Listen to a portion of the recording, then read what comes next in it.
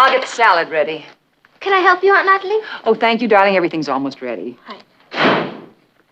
Hi, Papa. Oh, hello, honey. Hello, darling. Hello, Nat. Anything wrong? Oh, no, everything's fine. I just had the worst day of my life. What happened? Well, you remember last week when the students rioted up at Hudson College and they pulled down the statue of the founder and put a pair of panties on him? I remember. It was a case of spring fever. Spring fever, my foot. That was juvenile delinquency. Well, I wrote an editorial about it on Monday. Yesterday, some smart aleck sent in a letter to the editor. He signed it Rebel, and among other things, he accused me of having the mentality of a dinosaur. Martin, you've been a newspaper man all your life. You're not going to let one letter bother you. I wish it were one letter. Mail has been pouring in all day from the kids, and most of it supports Rebel. We haven't had that much mail on an editorial in years. A little while ago, Smathers called me into his office and asked me what I was going to do about it. I looked like an idiot. Darling, tomorrow this will be yesterday's newspaper. Well, I may not last until tomorrow. Come on into the kitchen. Talk to me while I finish dinner. I'm not very hungry. You know something, Kath? I've never seen Papa so upset. You think he's upset? I'm Rebel.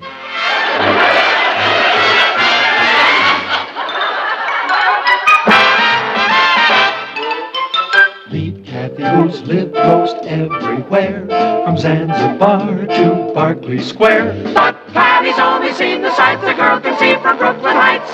What a crazy pair! But they're cousins, identical cousins all the way. One pair of matching bookends, different as night and day. Where Cathy adores a minuet, the ballet russe, and crepe Suzette. Our Patty loves to rock and roll, a hot dog makes her lose control. What a wild duet, still they're cousins, identical cousins, and you find they laugh alike, they walk alike, at times they even talk alike. You can lose your mind when cousins are two of a kind.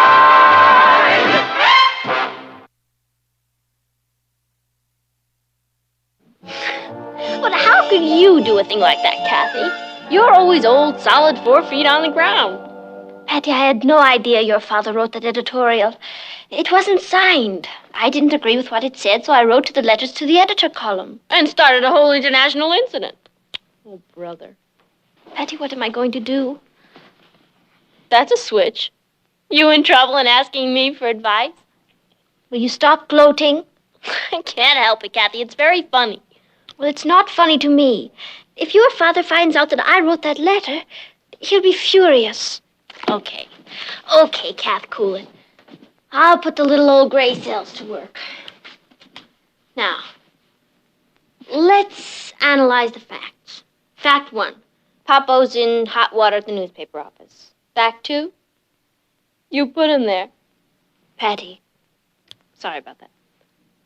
Look, Cathy, there's really no problem. If Papa finds out you wrote that letter, you're in trouble. But he's never going to find out. Yes, he is. How? I'm going to tell him. You flipped. No, I haven't, Patty. The only way to handle this is to be honest and direct. Do you want my advice? Be sneaky and keep it undercover. Cathy, you heard what Mamo said. By tomorrow, this whole thing will be yesterday's news. If I don't tell him, I'd be dishonest. Oh, if you do tell him, you're a nut. Will you listen to an expert? What makes you an expert? Well, do you know anyone who gets into trouble more often than I do? No. Mr. Editor is at war. If you go down there now, you'll be shot down in flames. I'm sorry, Patty. I have no choice.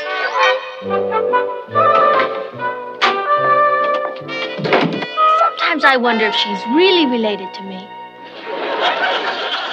There. Here's tomorrow's editorial. There has been a great deal of mail in support of the letters signed Rebel. Now, most of the letters generate a lot of heat, but very little light. This writer is not opposed to freedom for teenagers if it is coupled with responsibility. But being a teenager does not automatically confer a license to behave badly. Rebel should pull his head out of the sand and take a good hard look at what's happening around him. Now, Rebel called this writer a dinosaur. Perhaps it's Rebel who is living in the Stone Age. You might call him a Neanderthal ostrich. How do you like it? That should do it. What do you think, Cat? Yes, that should do it all right. Did you want to see me? No, it can wait, Uncle Martin. He called me a Neanderthal ostrich. So? You called him a dinosaur. Well, I didn't know who I was calling names. Neither does he. You know, it's wild. You two love each other, and you're slinging mud at each other like crazy. Here, you've paint on your nose. You know, this would make a great Doris Day Cary Grant picture. Patty. No, really. Cary Grant is the editor of this newspaper, and he's running a campaign against a female politician. And Doris Day is a female politician. Yeah, she's, the mayor of this town she comes from. And Cary doesn't know that. Right. Patty, I am not Doris Day. How am I going to get out of this? Just leave it to your brainy cousin. Oh, come on, Cathy, relax. Let's call the boys and tell them we'll meet them at the shake shop. I wonder how you get in touch with Cary Grant. Oh, hi, Carmine. Yeah, I saw it. Hi, Rich. Hi, Ted. Hi, Patty. Have you read your father's paper lately? Richard, it isn't my father's paper. He's just the editor. Yeah, well, you ought to get rid of that dinosaur who's been writing all those editorials. Rebel sure told him off. Your father should put a younger man in there. Someone who understands kids. Or maybe you should give the job to Rebel. Wouldn't that be great? We're all sending letters to the editor. You're what? How's this for an opening? Dear Fossil, why don't you go back to the La Brea tar pits where they dug you up? I like mine better. Dear sir, would you please give me your space travel formula? I'd like to visit you in the 18th century. That ought to needle him. I think you're shooting arrows at a very thin hide. Oh, listen to this. Dear old-fashioned, I can just see you sitting in your rocking chair with a shawl around your neck, writing editorials with a quill pen. Oh, look, fellas, do you really think you should send those letters? I mean, why don't you wait and let the whole thing blow over, huh? Blow over? Listen, we've been attacked. If we don't defend ourselves, who will? Oh, no, I'd like to go out and lynch the guy who wrote that editorial. Oh, no, we're mailing these letters. What do you have? 2 king-sized aspirin. Some more mail, Mr. Lane. Where would you like me to put it? Never mind where I'd like you to put it. Just set it on the desk. Oh, brother. More fan mail? Yeah. That's quite a collection. 17th century Sam. Old fogey. Mossback. Daniel Boone. Dinosaur. Dinosaur. That seems to be the most popular one. You know something, Martin? Since this thing started, our circulation is shot up. So is my blood pressure. Well, you're not taking this personally, are you? Well, wouldn't you if you woke up one morning and found you were a symbol of the Stone Age? Well, the newspaper's supposed to be a forum for the people. A forum? They've turned it into a battleground. And you know, we're in a trap. The more of these letters that we print, the more we receive. And if we don't print them, they accuse us of censorship. You know what I think you should do, Martin? Ask Rebel to step forward and identify himself. After all, he's the one who started this whole thing. The two of you should meet face to face, talk over your problems. That way you can reach some sort of an agreement and issue a mutual statement. You know, I think that's a pretty good idea. All right, go to it. Oh, I think you're getting a poison pen letter from my son. He's 16.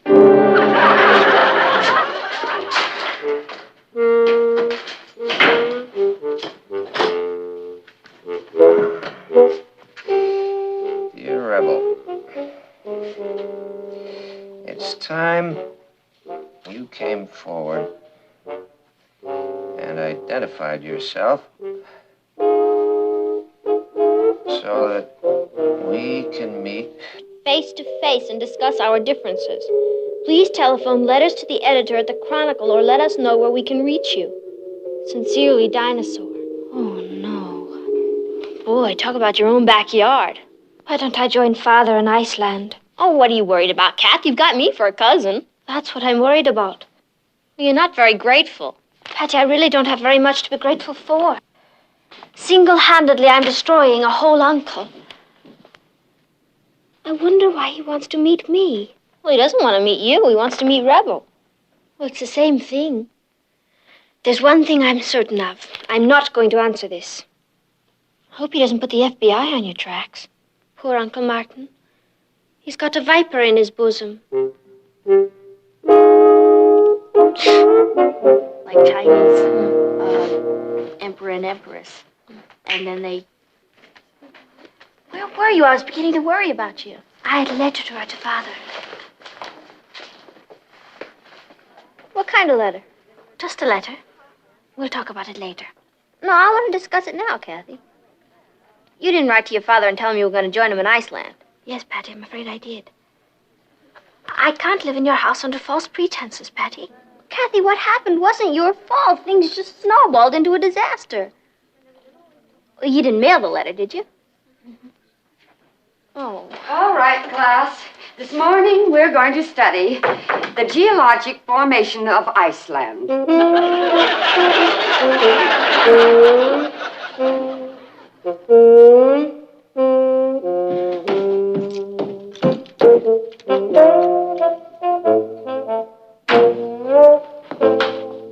Oh, there you are. No wonder you wanted to run away from home. What are you talking about?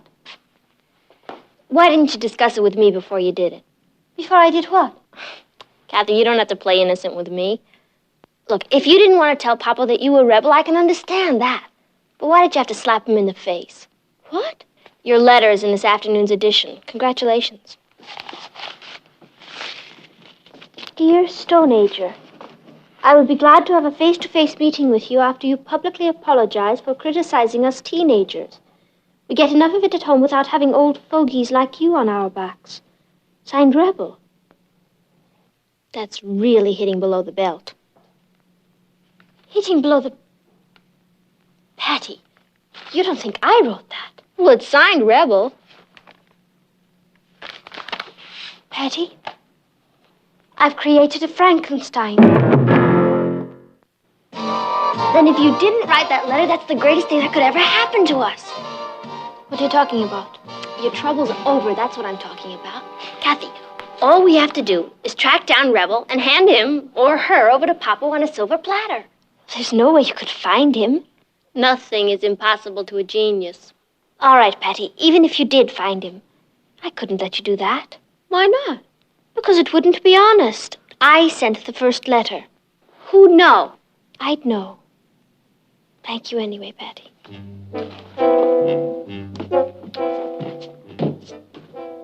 All right, I'll do it without her. She'd hate living in Iceland.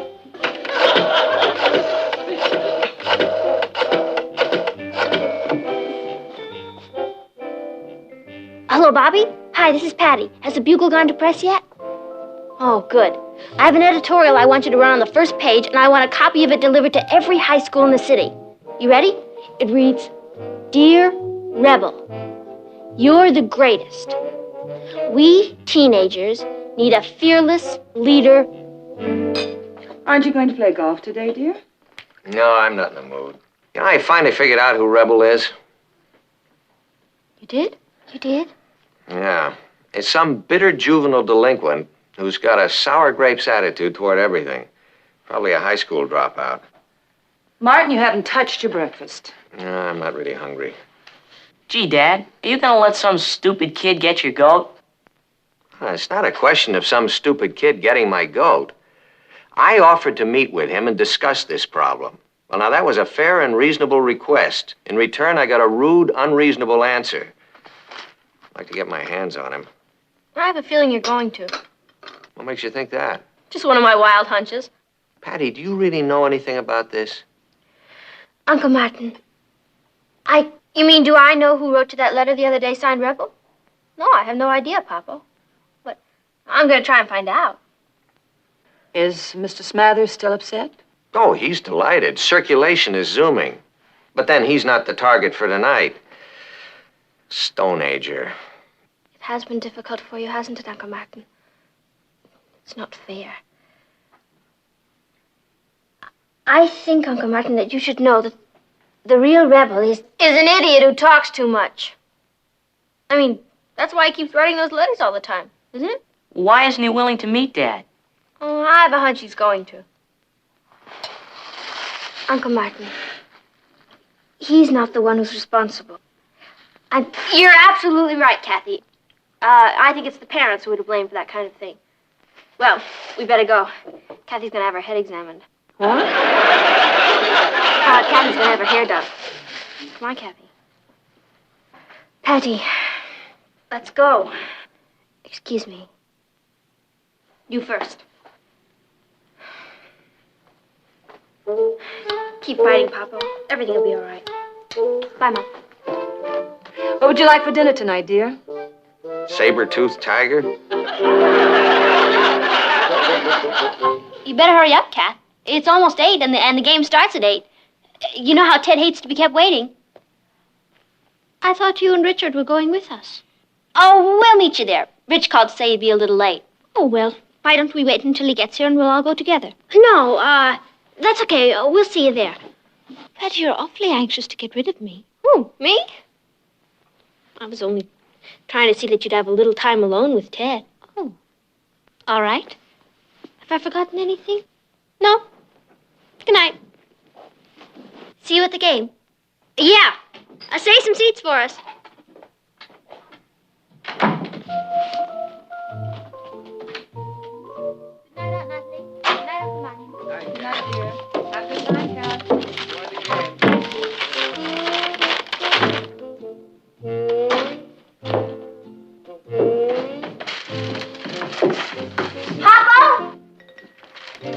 Papa, your troubles are over. Would you mind putting that in writing? It is in writing. What's that? That's the trap that's going to catch Rebel. Why, that's your school paper. Uh-huh. Right there on the front page. Dear Rebel, you're the greatest. We teenagers need an intelligent, fearless leader like you. We're holding a mass meeting at number 8 Remsen Street. That's this address. That's right. Tonight at 8 o'clock. We're having a mass meeting here? Uh-huh. And you know who the mass is? We 3. When he reads that, he's going to come flying over here, and we've got him cold. What makes you think he's going to read this? Oh, he'll read it. I had a copy sent to every high school in the city. Well, supposing he does read it, why should he come over here? Because, Papa, he's got an ego a mile high. I analyzed him from the letter he wrote. He's conceited, rude, and cocky. He's a tyrant who's used to walking all over everybody. I figure he's tall, dark, maybe handsome in a Latin sort of way. And he's got dozens of girlfriends, but he doesn't care about any of them. I don't know about the tall, dark boy with dozens of girlfriends, but you know, Martin, I really think this might work. You see, if he does read this, he just might come over here to take charge. He has no way of knowing it's your address. Oh, that's true. You might have something here, Patty. Of course I have. It's called genius. Who else could find one boy in 1,278,000? It's Richard. He's early. We're going to a basketball game, but not until we catch Rebel. What are you going to say to Rebel when he comes? Well, it depends on whether or not you're in the room. Hi, Rich. Hi, Patty. Sorry I'm late. You're not late. I told you to be here at 8:30. I know, but you called a meeting for 8 o'clock. Meeting? Yeah. Tell everybody that Rebel is here. You're Rebel? Yeah. I thought you knew that when you said, you're the greatest. I knew it was your editorial when I saw the address. Well, let's get the meeting started. I don't want to miss the game. Rich! Don't go in there! I'm having a nightmare. Hi, Mrs. Lane. Evening, Mr. Lane. Hello, Richard. Hello, Richard. You come here to get in on the kill? The kill? I think we better be going, Rich. We can't leave now. Nobody's here yet. We're having a little meeting here tonight. Oh, that's a coincidence. So are we. Yeah? Well, I hope your meeting is as exciting as ours. I'm sure it will be. I'm looking forward to it very much. So am I. Rich, you know, if there's anything I hate, it's walking in on the middle of a basketball game. Please, let's go. I don't understand you, Patty. You write a whole editorial asking me to come here to this meeting, and as soon as I get here, you try and rush me out. Patty wrote a whole editorial asking you to come to this meeting? Yeah, my peers are looking for a leader. And we were expecting a tall, dark Latin. Sit down, Rebel. Patty told you about that, huh? Not exactly. We guessed. I felt funny about it at first. I mean, because it's your newspaper and everything. Oh, don't give it a thought. Then I said to myself, I'm really doing Mr. Lane a favor. The guy who wrote those editorials ought to be fired. You mean the Stone Ager? Yeah, I'll bet that line really rocked him, huh? Didn't it? Richard, please. Don't interrupt your leader, dear. What's he like? About 75 years old with a white beard and a face like a hatchet. No, actually, he's reasonably young and reasonably attractive. He's handsome. Thank you, Natalie. Stone Ager is also usually a very pleasant fellow. But when he gets angry, he has a terrible temper. And Richard, he's angry. You're... No offense, Mr. Stone Ager. Mr. Lane. I didn't know it was your editorial. Patty is absolutely right. If there's anything I hate, it's being late for a basketball game. Have a nice meeting. Good night. Rebel. That face-to-face meeting that you came here for is about to begin. Patty, what have you done? How did I know you were going to use the name Rebel? This is going to hurt you a lot worse than it's going to hurt me, Richard. Yes, sir. Cathy, what are you doing here? You're supposed to be at the basketball game. Ted told me about the trap you set up to catch Rebel. Did you catch him? We caught him. You mean Richard is... I wish I were in bed with a broken back. Don't rush things. Uncle Martin, Cathy, I'm Rebel. Good grief. I'm the original Rebel. Uncle Martin, I had no idea you wrote that editorial about juvenile delinquents. I thought what the college kids did with that statue was rather funny. I didn't really see anything malicious in it. I thought they were just letting off a little steam. So I wrote the letter to the editor. Cathy, why didn't you tell me about this before? I wouldn't let her. I'm a coward. Uncle Martin, I'm very sorry about this. I had no idea it would cause so much trouble. Yeah, well, it wouldn't have, except all the kids agreed with Cathy. Richard. Well, he's right, Patty. I am? Almost every letter we got was on Cathy's side. What does that mean? It means it's time that the Stone Agers and the teenagers sat down and talked things over. That's a good idea, Mr. Stone Ager. Mr. Lane. Oh, just sit down, Richard. Hi, Cat. Well, everything worked out fine, didn't it? I told you it would have. What's the matter? Papa forgave you, Cathy. And he's even decided to let a high school editor take over the column once a month. You've struck a blow for all of us. You know, one day they may erect a statue of you in the park. Well, I'm afraid I won't be around to see it. Why not? In that letter I wrote to Father, I told him what I had done, and I didn't think I should stay here. Oh, yeah, but that's all changed now. I know, but when he gets the letter, I'm sure he'll want me to leave. And I asked him for a plane ticket. Oh, Cathy, you can't leave. We're the greatest team since Barnum and Bailey. And together we can solve the problems of the world. We'll phone them. Do they have phones in Iceland? I don't know.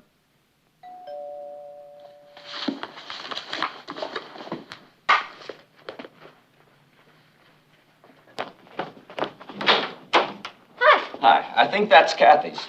Thank you. What is it, Patty? Iceland. It's addressed to your father. Cathy? It's been returned. You know what happened? The mathematical genius goofed. He let us in return for insufficient postage. Oh, Patty. Come on. Where are we going? We're going to pick out a site for your statue. Come on.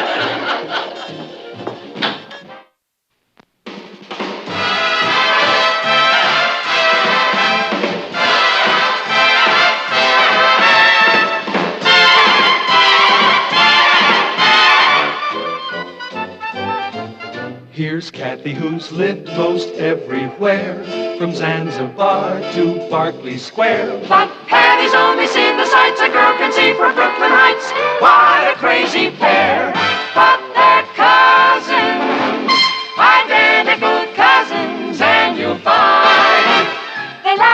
They walk alike, at times they even talk alike. You can lose your mind when cousins are two of a kind. Get married till you're full 21. And don't you get married. Patty, how long are we gonna stay here? Shh, you're interrupting Memphis Mulligan.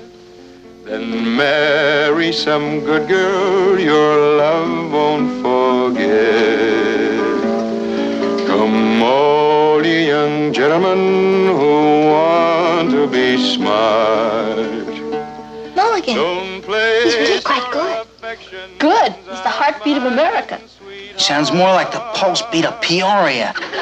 Dancing around you some favors to gain, then turns her back on you in scorn and disdain.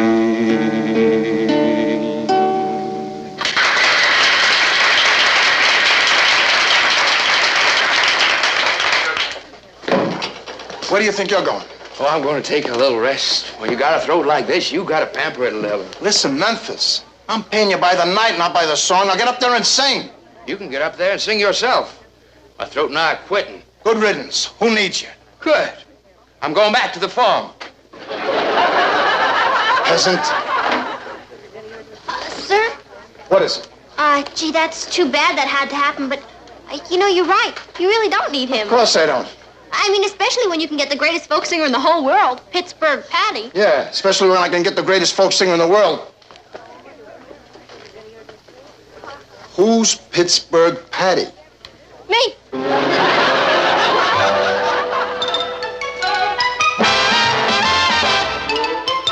Meet Cathy, who's lived most everywhere, from Zanzibar to Berkeley Square. But Patty's only seen the sights a girl can see from Brooklyn Heights. What a crazy pair, but they're cousins, identical cousins all the way. One pair of matching bouquets, different as night and day. Where Cathy adores a minuet, the ballet russe, and crepe Suzette. Our Patty loves to rock and roll, a hot dog makes her lose control. What a wild duet, still they're cousins, identical cousins, and you find they laugh alike, they walk alike, at times they even talk alike. You can lose your mind when cousins are two of a kind.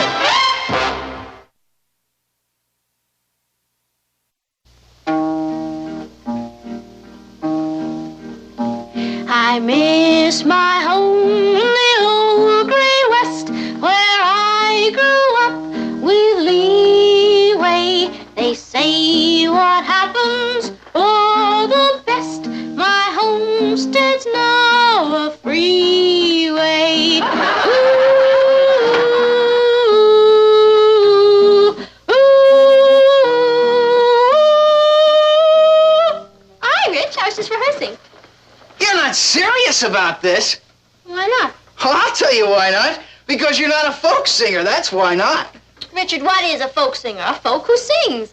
Forget it. Look, Rich, there's nothing to it. I go down there, I sing a few songs, and I become famous overnight. You can be my manager. What is there to manage? Oh, just listen to this.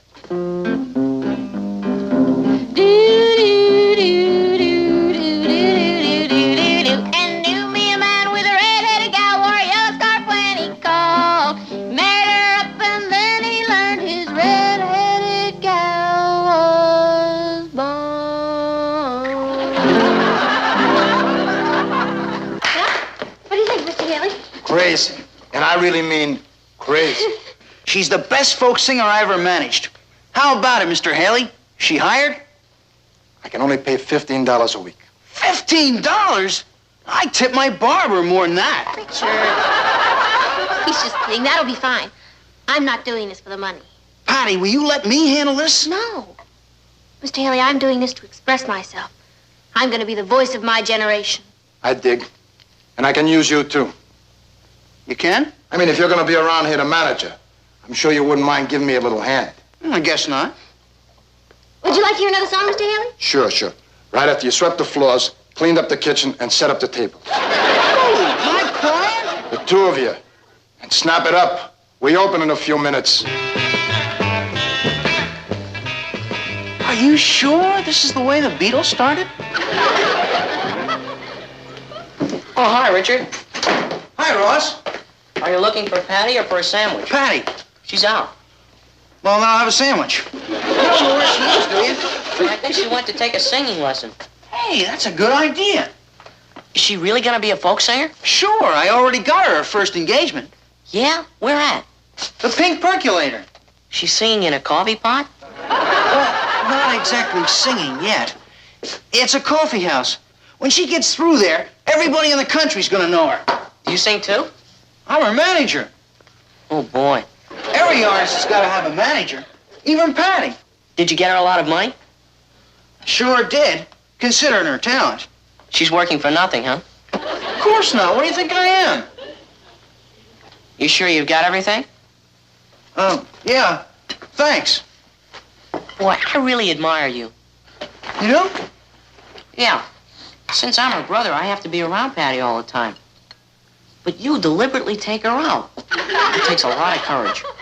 Well, I guess it's kind of hard for brothers and sisters to understand each other. Until they're older, anyway. Well, I wish I had a sister. You can have mine. I'll take her. Can I be best man at your wedding? I guess so, if we have a wedding. Aren't you and Patty gonna get married someday? Oh, we were, but I don't know now. What's the matter? I'm worried. I can't blame you. If I was gonna marry someone like Patty, I'd be worried too. I'm worried she won't marry me. That's wishful thinking. You don't understand, Ross. If Patty catches on as a folk singer, she's gonna be famous. And I mean really famous. Do you think that could happen? Have you heard any of the folk singers around here today? Boy, I'm glad I'm just a kid. I wouldn't have the problems that you grown-ups have for anything. What is life? Is it earnest? Is it real? Or is it a candy Ferris wheel? Ha! If I ate feathers, could I fly? Oh, oh, laugh, you sages. But I must fly. I don't know if I like managing a folk singer. Chin up, you're doing great. Oh, Mr. Haley, I'm ready to go on any time now. You're a real trooper. Make a fresh batch of coffee. And then? And then serve the customers. And then? And then wash the cups. And then? And then make some more coffee. Yeah, I dig.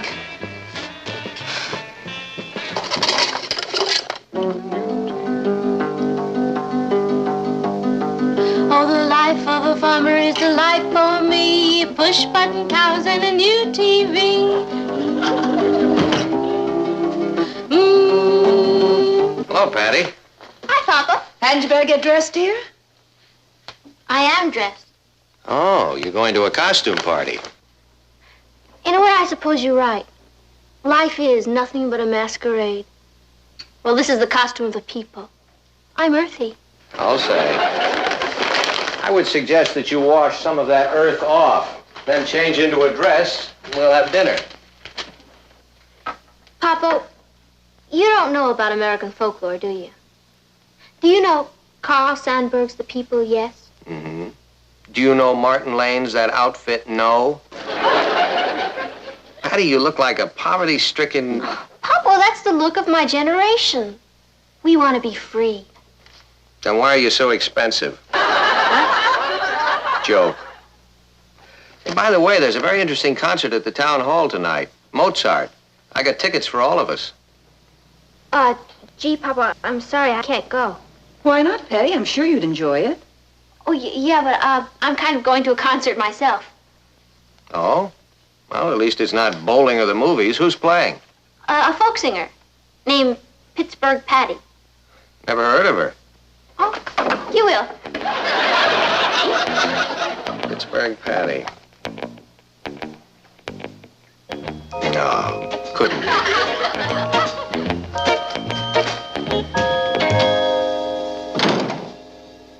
What's the matter, Patty? Oh, it's the older generation. What have they done now? They're not going to stop me from expressing myself. Are they trying to? They would if I let them. Have they told you to give up your job at the coffee house? No. You see? That's only because I haven't told them about it yet. Patty, don't you think you should? They wouldn't understand, Cathy. It's not just a job. I feel like part of the grassroots of America. You look like part of the grassroots of America. It's really very hard work. The singing? The scrubbing? Hey, you wouldn't like to join my act, would you? We could make it a duet. I'll scrub, you mop. No, thank you. I'm afraid not.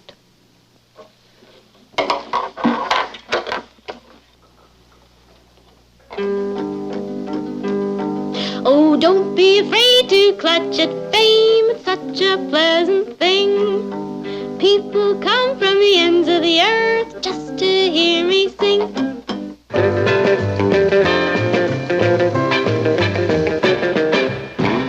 Oh, moon is a word, and tin is a word. Empty sounds and din. So I have the power to change my word. Mr. Haley, I'm ready to go on any time. Crazy. Start with table 7. Mr.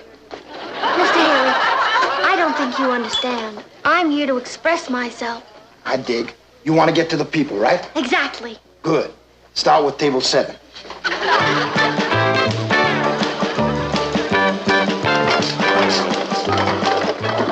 What'd he say? When did he go on? Don't look now, Richard, but I think I am on. Where's our little beatnik this morning? She overslept. No wonder. She didn't get home last night till 11:15. What were you doing up until 11:45, young man? Me and my big mouth. Morning.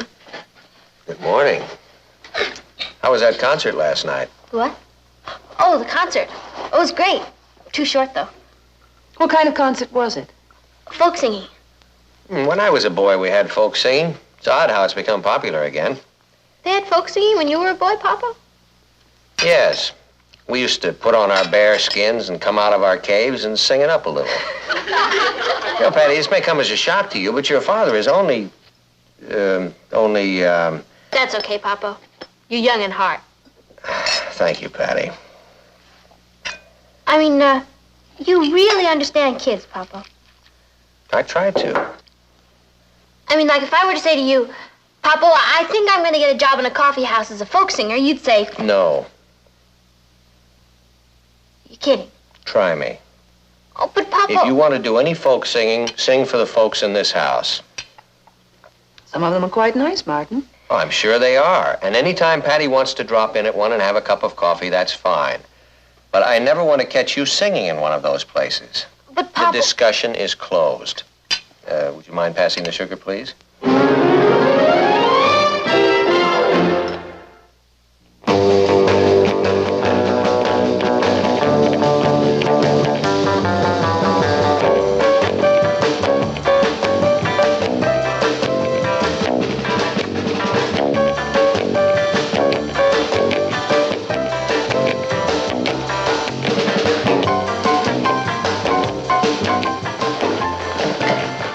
Cathy said you wanted to see me about some kind of an emergency. Brace yourself. Disaster has struck. Well, what happened? The roof just fell in on us. This morning at breakfast, the father figure conned me into thinking that he was young at heart. So I figured that was the perfect time to tell him about us working at the Pink Percolator. How'd he take it? He didn't. You mean he doesn't want you to work there? How do you spell ultimatum? Oh, boy. Well, maybe he'll change his mind. Never in a million years. I guess that's that. We're out of the folk song business. Oh, why don't we go see a movie tonight? I can't. Well, why not? Because I'm singing at the Pink Percolator tonight. You should leave your brain to Harvard. That would teach him. Okay, Rich, what don't you understand? You just said you can't possibly... Rich, I told you I'm gonna quit. But I can't just walk out. That wouldn't be fair. Yeah, somebody's got to scrub the kitchen. Look, I told you. Tonight is my last night. I just have to give him at least one night's notice. That should pack him in. What time shall I pick you up? I'll meet you there. Hey, you wouldn't know anybody who'd like to buy a second-hand guitar, would you? Patty, what if your mother and father find out what you're doing? Well, the worst that can happen is they'll put me up for adoption. Why don't you just tell Mr. Haley the truth? You mean tell him that my father thinks I'm too young to sing in a coffee house? I can't do that. Mr. Haley probably thinks I'm at least 25 or 30 years old. All right. Then tell him your father thinks you're too old to sing in a coffee house. Will you stop worrying? I told you I'm quitting. This is my last night. Don't you want to come and hear me sing? Well, I was going to, but I think I'd better stay here and keep an eye on your parents. That's my buddy. Don't let him budge out of the house. I won't. You know, there's really nothing to worry about. They never go to coffee houses. Yeah. Well, can't keep my public waiting. Bye.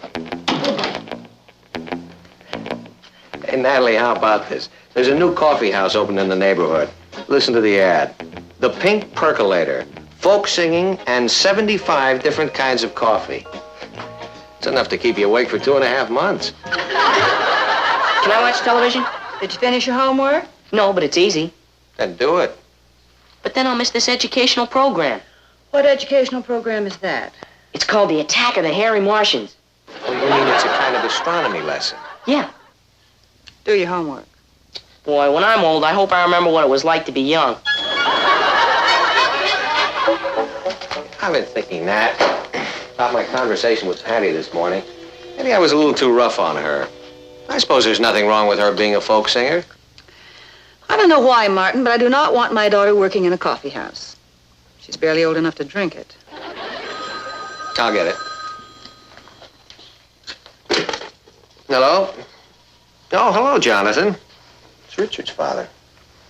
No, Richard's not here. Patty? Just a minute. Is Patty here? I think she went out. Oh, Cathy, where'd Patty go? I believe she went to a concert. Oh, Patty went to a concert.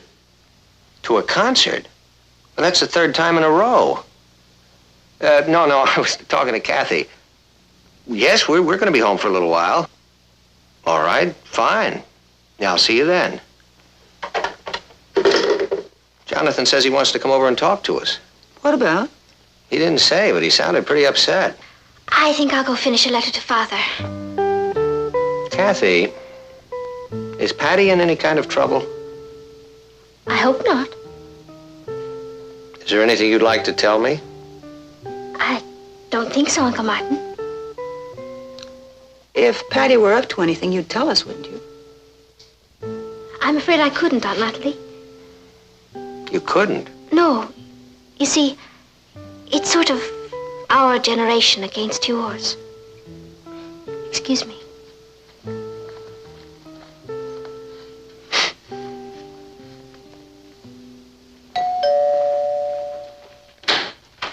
Hello, Jonathan. Hello, Martin. Is Patty home yet? No, come on in. I hate to barge in on you like this. Oh, you're not barging in. We're delighted to see you. Hello, Natalie. Hello, Jonathan. Won't you sit down? Well, I'd rather not. Something wrong? Well, I'm not sure.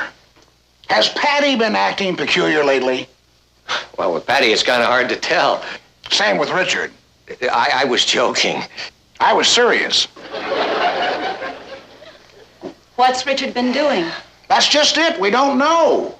He gets in late every night. He's completely exhausted all day, and he doesn't tell us where he goes or what he's been doing. Patty has seemed a bit more tired than usual lately, and she's been getting in rather late. I knew it. They're up to something. I love Richard being away from home. But my wife worries she's got some kind of a crazy mother complex. You know how mothers are. Richard has been talking about working in a coffee house. Yeah, Patty mentioned taking a job in a coffee house. What'd you tell her? Well, I said no.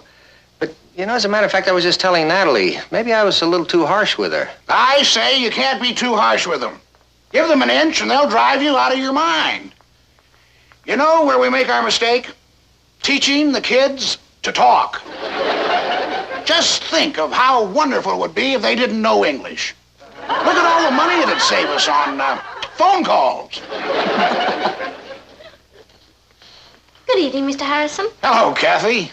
You two girls sure do look alike. I can never tell the difference. The one with Richard is Patty. Now, I hope he can tell the difference. Oh, don't worry. Patty sees to that. Would you like some coffee? I'd love a cup. Hey, wait a minute.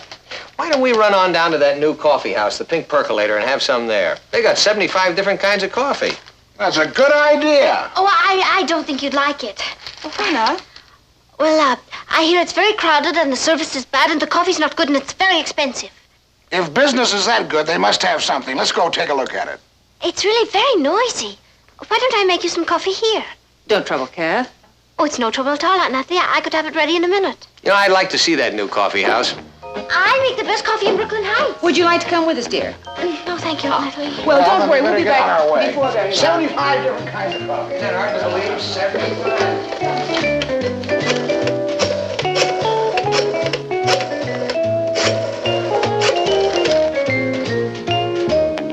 Hello, is this the Pink Percolator? May I please speak to Patty Lane? Patty Lane, she works there. I'm sure she does. Oh, Pittsburgh Patty, I believe she's called. What? Oh, she can't go on. Would you give her a message for me, please? Some nut.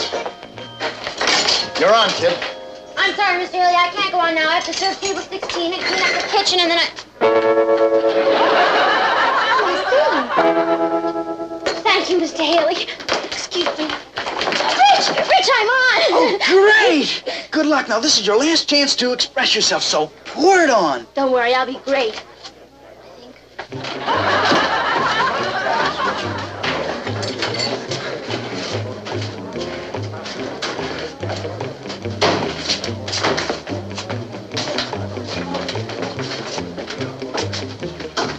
Table for three? Please. Crazy. Right over there, folks. Crazy.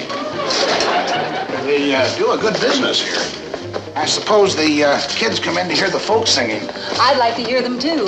I've never heard a genuine folk singer. I imagine they're pretty authentic here. Hello? I must speak to Pittsburgh Patty. It's urgent. She's just about to do her number. Call back later. Good luck, Pittsburgh. Ladies and gentlemen, Pink Percolator takes pleasure in presenting the voice of America, Pittsburgh Patty. It's Patty. Martin can't stop her now. Yeah, but I told her she absolutely could not do this.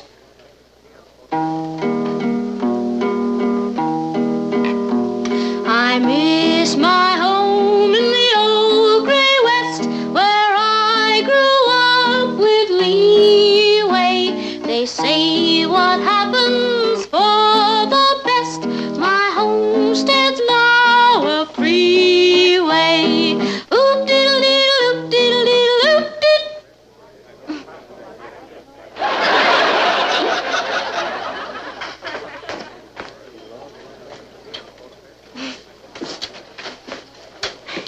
Cream and sugar, anybody?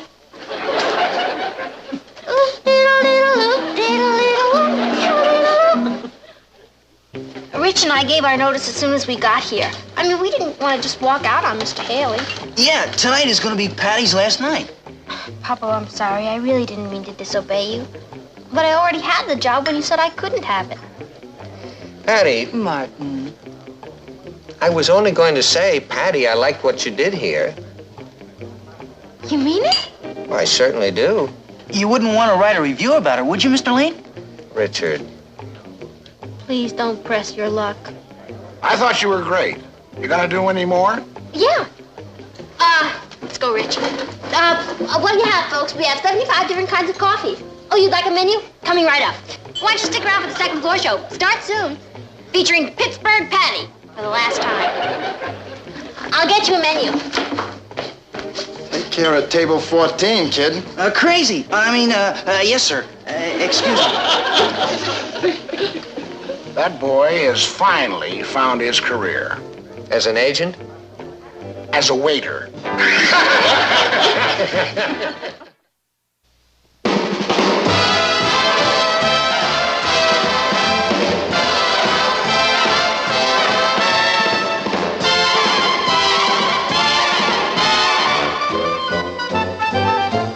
Here's Cathy, who's lived most everywhere, from Zanzibar to Berkeley Square. But Patty's only seen the sights a girl can see from Brooklyn Heights. What a crazy pair, but they're cousins, identical cousins, and you'll find they laugh alike, They walk alike, at times they even talk alike. You can lose your mind when cousins. No, Patty, just this letter from Father. Oh, where is he this week? He's in Rome. He says a friend of his is coming to the States and he's going to look me up. A Mr. Honoré. Crazy. We'll paint the old town red for him. Cathy, think this dress will be okay for Saturday night? Richard lost his head and invited me to the theater. Oh, I think it looks fine. You know, I haven't seen Richard in a whole week. Monday night he broke his date with me because he had a toothache, and Wednesday night he broke his date with me because he had to help his father with something. And there he is. I'll get it. Hi, Rich. We were just talking about you. Were you? Uh-huh. Come on in. Hi, Cathy. Hello, Richard. Richard, are you gaining weight? Of course not. Why should I be gaining weight? He's as thin as a rail. Hey, you want some peanut brittle? We just got it. No, thanks. Oh, I know. I'll fix you one of my great bacon and egg sandwiches. Oh, thanks anyway, but I don't want to spoil my dinner. Wait. Still have that toothache? What toothache? Oh, that toothache. No, I feel fine. I came over to tell you I can't take you out Saturday night. Oh, I thought we had a date to go to the theater. We did, but my Aunt Mabel came to town before the weekend, and I have to be with her. It's gonna be a terrible drag. She's got the personality of a barracuda. But there's nothing I can do about it. Oh, sorry. That's okay, Rich. We'll do something next week. Sure. I knew you'd be a good sport about it. As soon as my Aunt Mary leaves, I'll give you a call. Richard, I thought you said her name was Mabel. I did. Oh, I mean, it is Mabel. We call her Mary. It's kind of a nickname. Well, I guess I'll be running along. I'll see you later. Bye, Cathy. So long, Patty. Bye, Rich.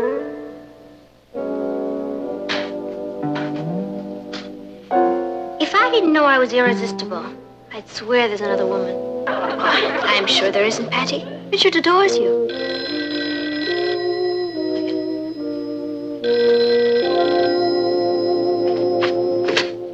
Hello? Oh, hi, Gloria. My black dress? Yeah, I guess you can borrow it. Well, I had a date Saturday night, but it was canceled because of Aunts Mary and Mabel. Oh, you have a heavy date, huh? With who?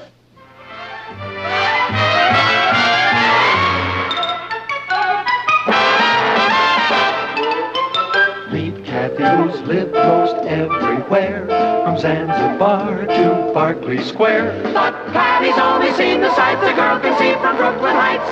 What a crazy pair, but they're cousins, identical cousins all the way.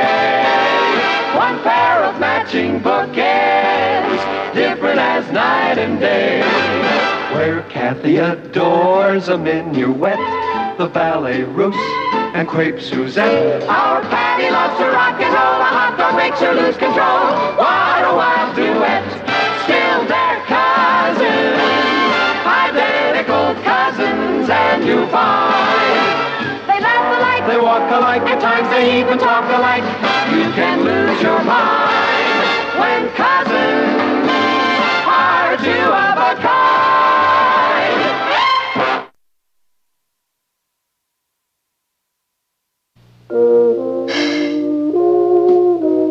I never want to see Richard Harrison again as long as I live. Well, the way things are going, your chances look pretty good. Patty, are you sure you didn't misunderstand? It's not like Richard to lie. Believe me, Mama, I caught him red-handed. His Aunt Mabel is Gloria, the original clinging vine. Did you give Richard a chance to explain? There's nothing to explain, Papa.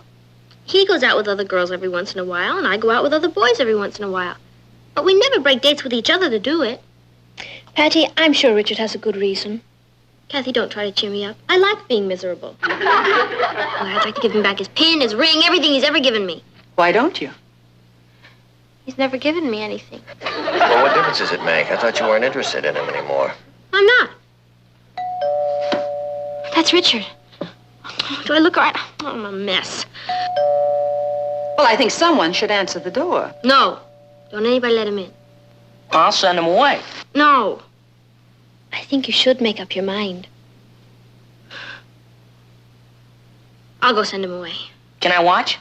No. You can all come into the kitchen and help me do the dishes. Now, how do you ever expect me to learn about life if I can't watch the interesting parts?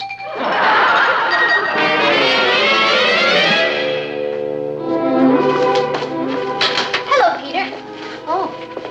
Hi, Rich. Hi, who is Peter? Oh, just a friend.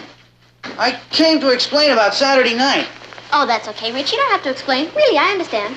You have to help your father take care of your Aunt Mary Mabel, who has a toothache. What are you talking about? Gloria called and told me she had a date with you Saturday night. She did? Boy, you sure can't trust women. Can't trust women. She shouldn't have done that. Oh, but it's all right for you to keep breaking dates with me and lie about it. I'm sorry, Patty, but I can't help it. Rich, is Gloria so irresistible that you couldn't wait to see her on a night when we didn't have a date? Gloria? Irresistible? Well, isn't she? Patty, I don't even like her. You don't like her, but you keep breaking dates with me to go out with her. That's right. What'd you do, lose an election bet? Patty, she's not nearly as nice as you. She's not as smart as you. She's not as pretty as you. And she's not as much fun as you. What has she got? Something I can't resist. I'm hooked. On what? Her cooking. Her cooking? Gloria is probably the greatest cook that ever lived. Richard, you've got to be kidding. Gloria can't even boil water. Maybe she couldn't last year, but when she went to France with her folks this summer, she went to cooking school at Cordon Bleu. She's been cooking me banquets every night, and I mean banquets. And that's why you gave up my bacon and egg sandwiches. And tonight she's making me roast pig maxines with petit pois, glazed peaches, baked Alaska, and I better run along. I don't want to be late. Goodbye, Patty. Goodbye, Rich.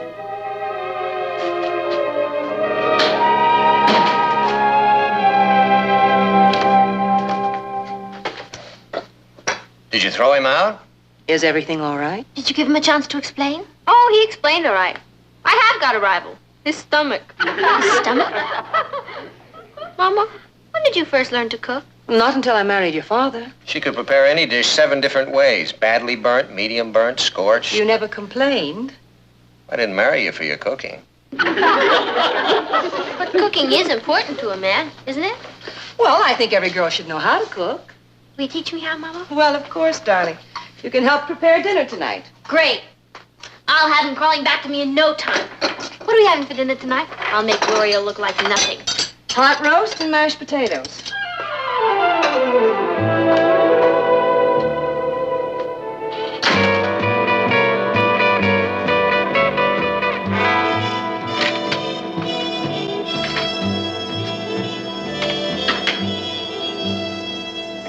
Patty, are you all right?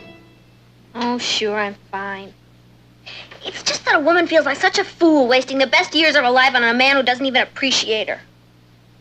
I'm sure it'll all work out fine. No, it won't.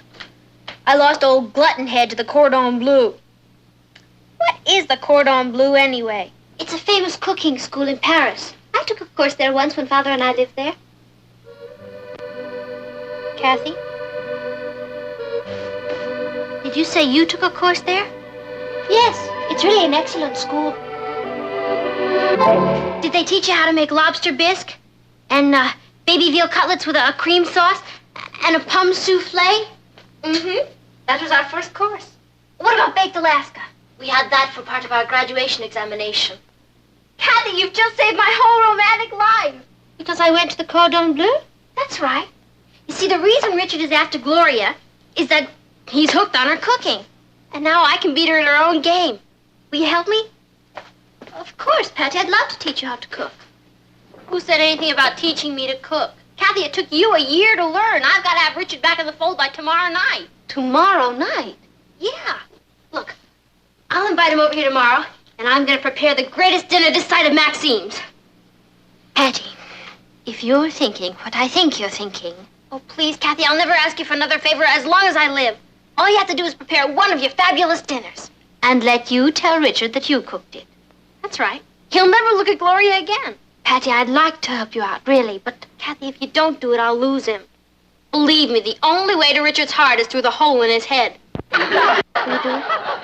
Well, the kind of dinner I have in mind would be very expensive. I don't care about the expense. This is all-out war. Hi, Patty. Hi, Cathy. Gentlemen. Hi, Rich. Hello, Richard. I'll pull up a chair and have a soda. Well, I'll pull up a chair, but I won't have anything. I never eat in the afternoons anymore. Oh. Rich, I thought maybe if you were free tomorrow night, you'd like to come over to my house for dinner. Well, thanks, Patty, but I have promised Gloria... My mother and father are going out, and I thought maybe I'd cook myself. I definitely promised Gloria I'd... Oh, well, it's not going to be anything special. I just thought maybe for an appetizer we'd have fantasy de fruits de mer, and then Canneton bigarade. Yeah, bigarade. What's that? It's a tender young duckling with riz sauvage ménagère. Riz sauvage... Wild rice. And then I thought we'd have endive croisée flamande, and then maybe for dessert some crêpes Suzettes. You can make crêpes Suzette? Gloria can't even do that. Well, I guess it does take a certain knack. I know that Cathy is supposed to be a great French cook, but Well, Patty's cooking tastes a lot like mine. Yeah. Gee, it's too bad about your date with Gloria tomorrow night. Well, I could tell her that my Uncle Henry came into town. Why don't you do that? Crepe Suzette.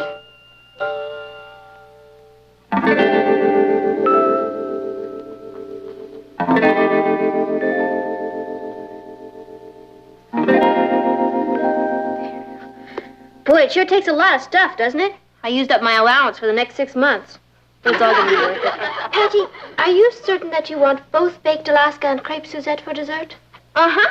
I figure as long as we're going out for the big fish, we may as well use plenty of bait. I hope you know what you're doing. Hey, you didn't flunk any of those courses, did you? I'll have you know I received the gold star. No kidding. Do you know how lucky I am to have you? The gold star at the cordon bleu. That's bleu. What time is Richard coming? I told him to come at 7 o'clock. Oh, then I'd better start the sauces now. That'll only give me about 4 hours. You mean it takes 4 hours to cook one of these dinners? Some of them take 4 days. That's the fish calling up to find out what time the bait is being served. Hello? Oh, no, it isn't. Hold on a minute. Mr. Honore. Oh, that's Father's friend. And thank you, Patty. Hello, Mr. Honore. Yes, Father wrote me you were coming. How is he? Good. He did? Thank you. Oh, yes, I want to talk about him very much. Why don't you invite him for dinner tonight? I don't mind cooking for one more. Monsieur Honore, would you like to join us for dinner tonight? Oh, you are?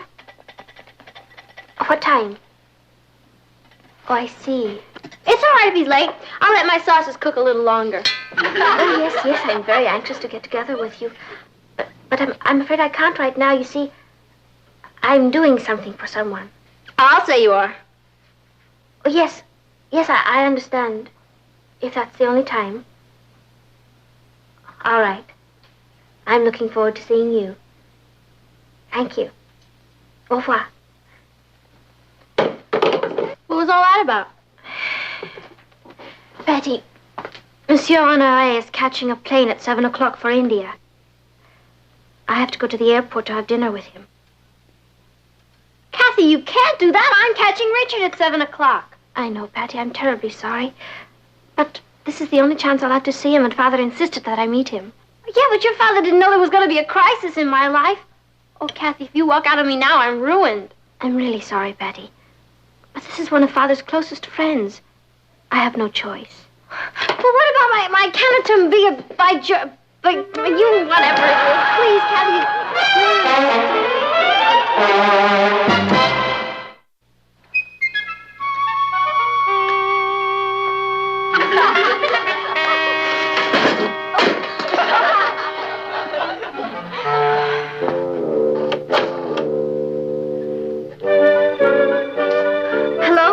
this ready frozen food delivery?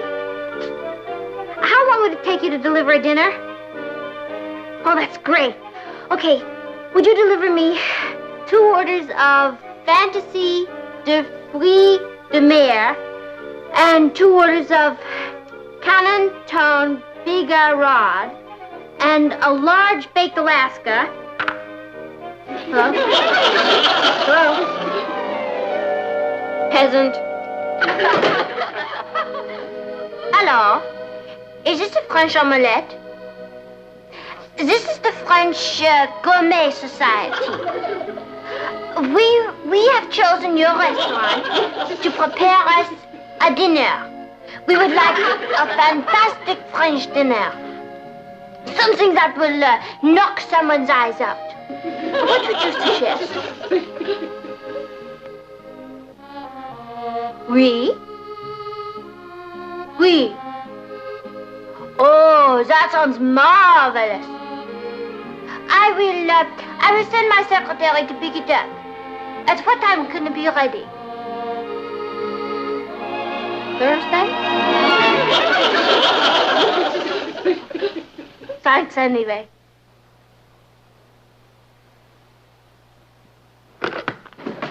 Hi, sis. What's cooking? Me. What are you building? A gallows. I was trying to impress Richard. Why would you have to impress him? He's lucky to have you. Thanks, Ross. But he suddenly flipped for French food. And guess who cooks it? Gloria. Uh-oh. I guess I'm gonna have to find you another brother-in-law. Hey, wait a minute. I've got an idea. Yeah? What's that? Cathy's a great cook. Why don't you ask her to... Good thinking. I tried it. Oh. Okay. All you have to do is call one of those frozen food places that delivers... and... Tried it. What about calling a French restaurant and asking them to... You really are a chip off the old block, aren't you? Okay.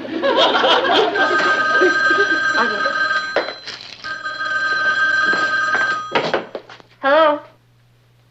Oh, hi, Rich. I was just talking about you.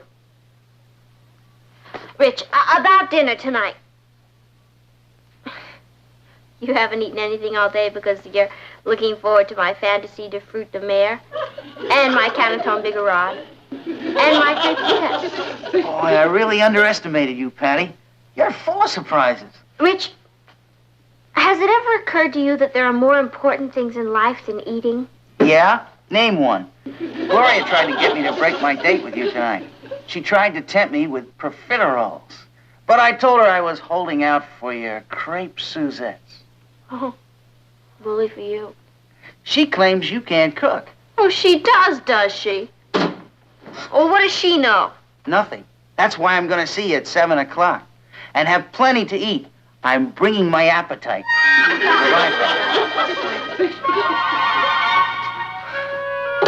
I make great peanut butter and jelly sandwiches, sis.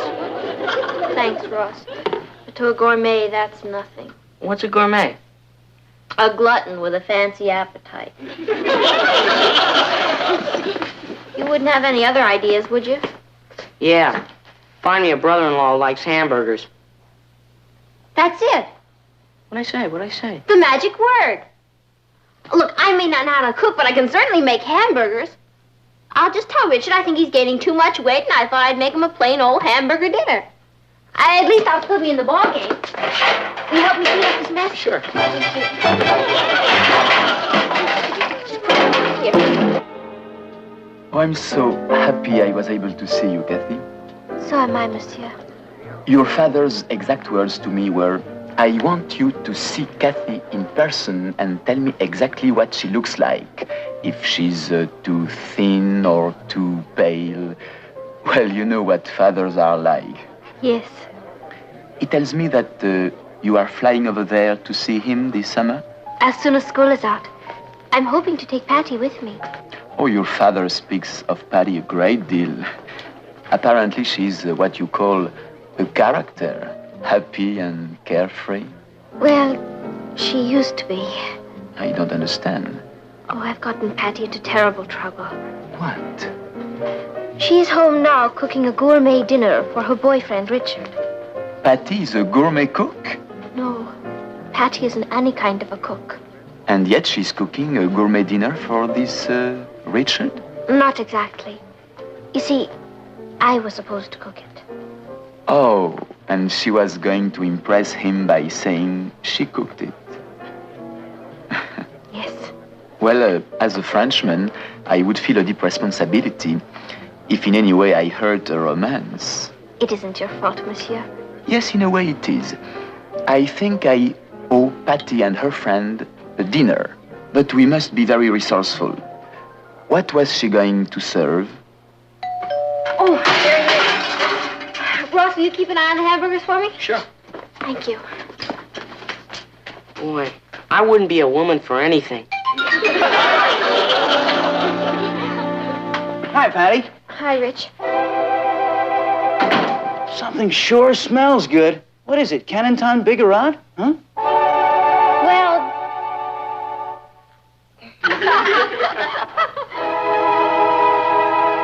It even smells better from here. I'm glad you feel that way about it, Rich, because the truth of the matter is... Sure had me fooled. I did? Yeah. I thought the only thing you could cook was those crummy hamburgers of yours.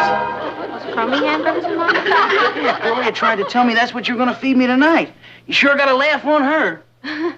Yeah. What time are we going to eat? Would, 12 o'clock be too late?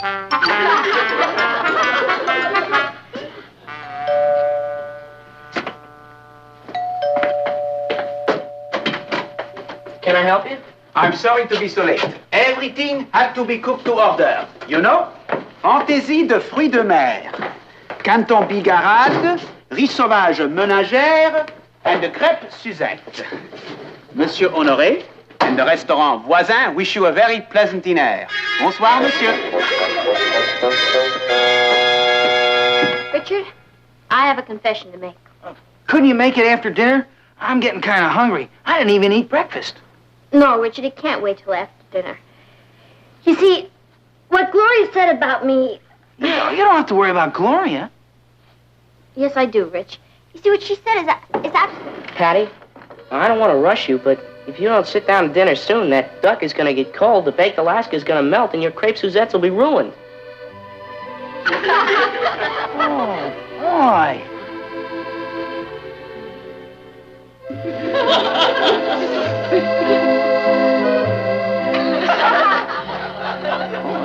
What are we waiting for? Oh, let's eat. Yeah.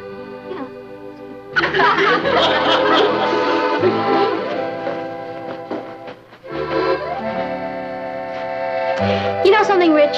What? Somebody up there likes me.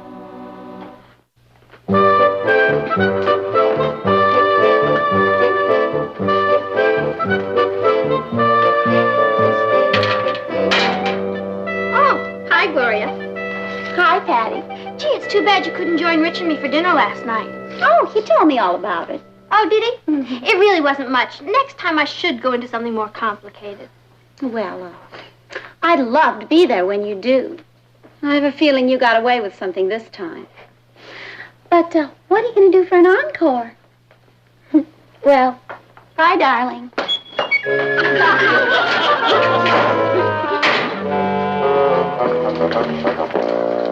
Hi, Rich. Hi, Patty. Something wrong? I've got kind of a confession to make. You have a confession to make? Yeah, it's about that dinner we had last night. You mean you didn't like it? Oh, I loved it. But to tell the truth, I've been eating too much rich food lately. And the whole thing's making me kind of sick. You mean you don't like rich food anymore? Oh, don't even mention it. Well, Rich, I guess I'll just have to find somebody else to cook for. What do you mean? Well, a great talent like mine can't just go to waste. I'll have to find somebody who appreciates me. Well, gee, Patty, I appreciate you. All right, Rich. I'm going to give you a chance to prove it. Oh, thanks, Patty. Oh, what do you want me to do? I want you to come to my house tonight at 7 o'clock. Yeah? And I'm going to make you some of my crummy hamburgers. It's a deal.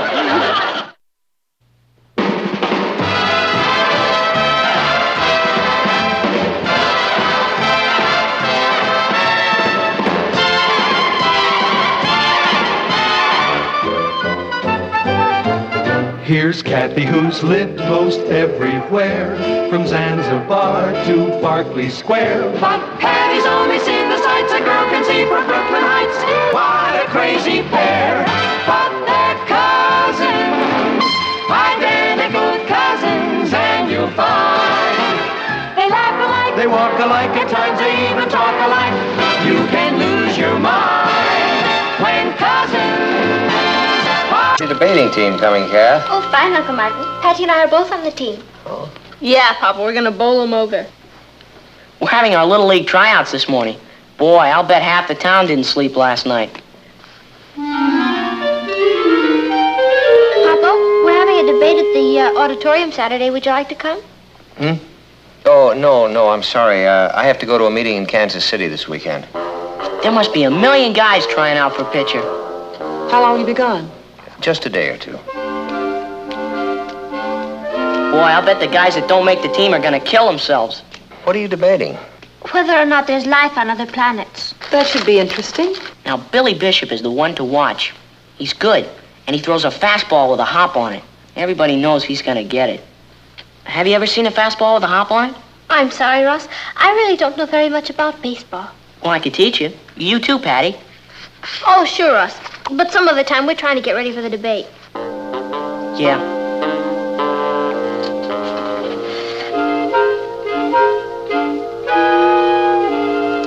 Well, I think I'll be going. I don't want to be late for the tryouts. So long. Patty, are you meeting Richard? Yeah, Mama. We're going unicycling. Unicycling? Uh-huh. One wheel. That should be fun. Where's Ross? He's gone. That kid. He could have at least said goodbye.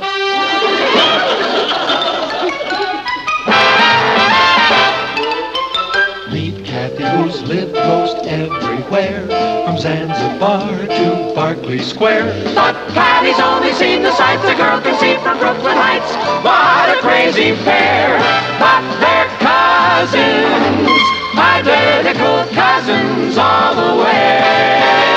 One pair of matching bouquets, different as night and day. Where Cathy adores a minuet, the ballet russe, and crepe Suzette. Our Patty loves to rock and roll, a hot dog makes her lose control. What a wild duet, still they're cousins, identical cousins, and you find they laugh alike, They walk alike, at times they even talk alike. You can lose your mind when cousins are two of a kind.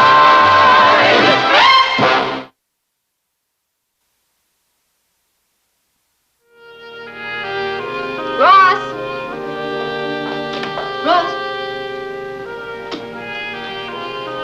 Hey, what's the matter?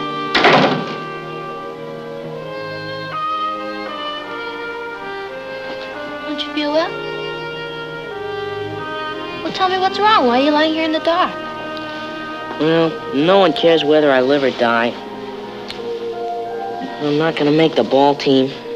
I haven't had a bite of food all day. Of course we care. Billy Bishop's gonna make pitcher. Oh, I wish I were dead. Oh, come on, don't say that. Everything's gonna be all right. No, it isn't. Yes, it is. Now, I want you to tell me all about it, but first I'll get you something to eat, okay? I'll bring a tray up here. I guess so. Oh, promise not to tell Mom and Dad. You know, they think I was sissy. Don't worry about that.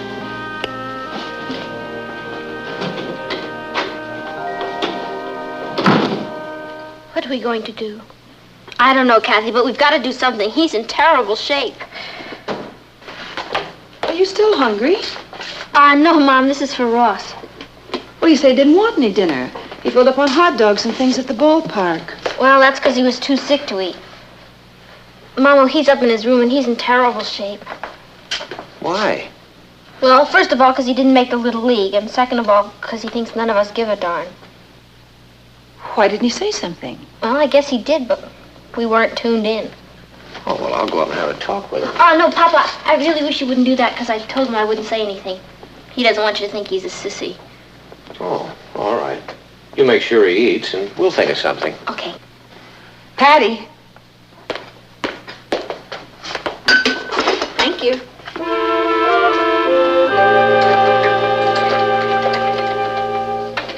You want some more? Okay, let's talk. Well, to tell you the truth, I don't feel much like talking. What do you feel like? A failure. Just because you might not make the Little League? Well, I can't explain it.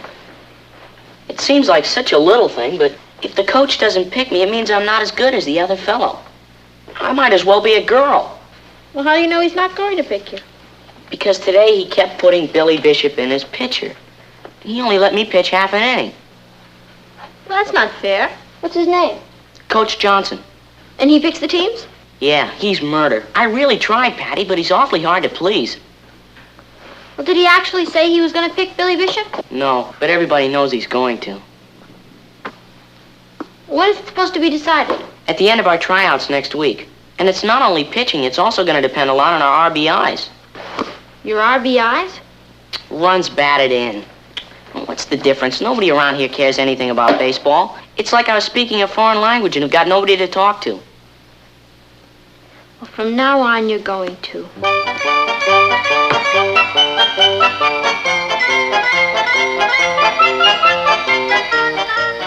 Okay, it's your turn. How many major leagues are there?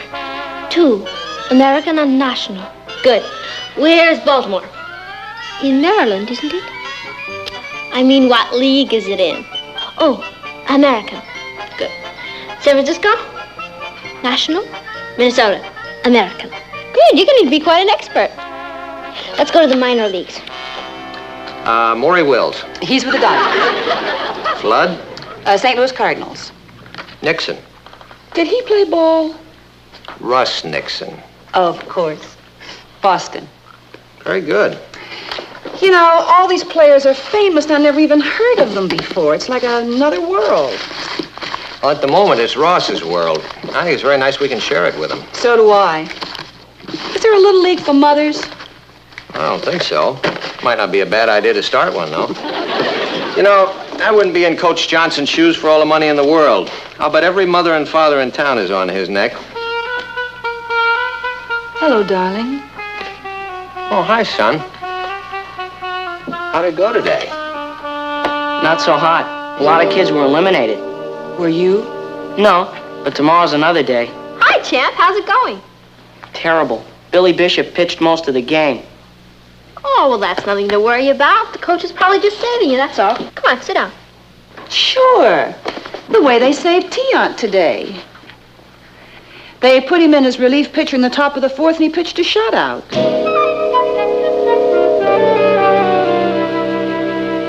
Ross, it might be a good idea if you got some extra pitching practice. Hey, yeah, you can practice on the patio. But I've no one to play with. Well, I'll play ball with you. I could use the exercise.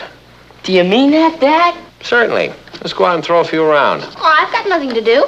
I'll go with you. Me too. Hey, that's great. Let's go.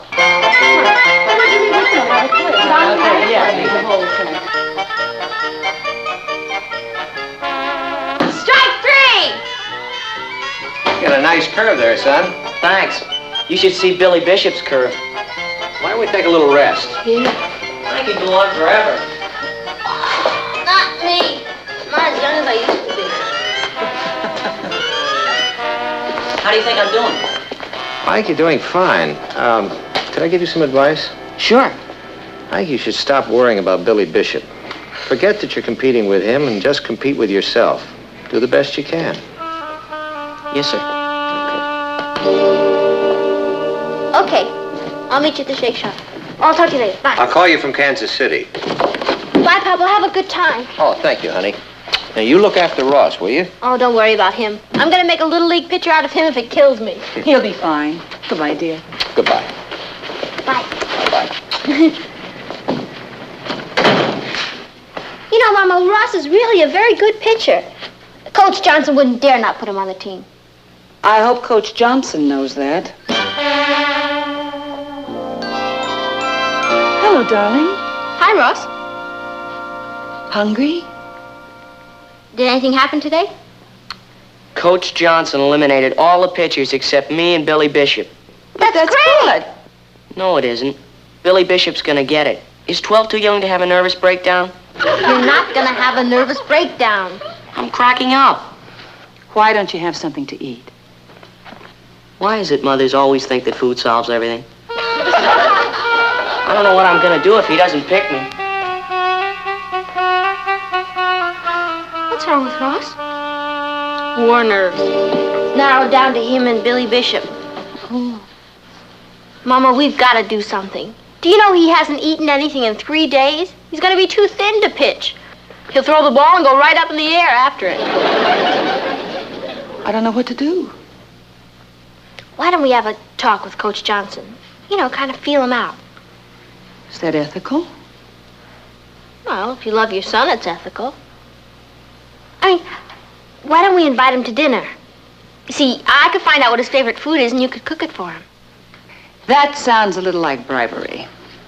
No, it's what you call the social graces. Comes at an opportune time, too, doesn't it?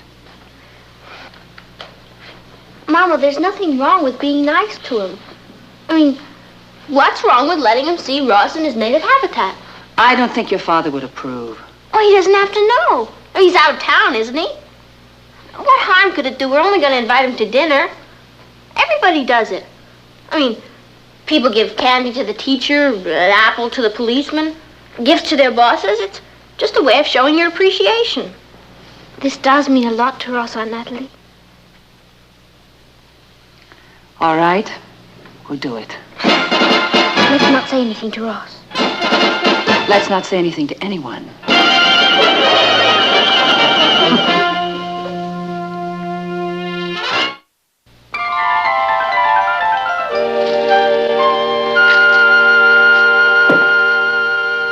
Going to be the best party we've ever had. Well, it isn't exactly a party, darling. It's just Coach Johnson. Still going to be the best party we ever had. Patty, would you sit for me, please? Oh, sure, Cathy. Does Ross have any idea who's coming? We didn't breathe a word. I can't wait to see his face. Yeah. He's here. The coach is here. Oh, sorry. Someone had better let him in or go away. I'll let him in.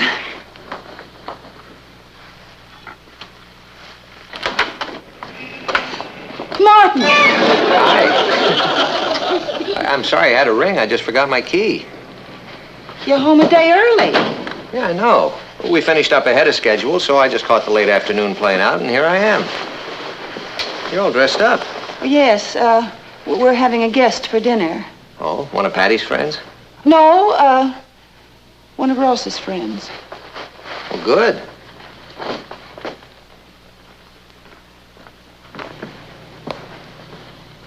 How do you do?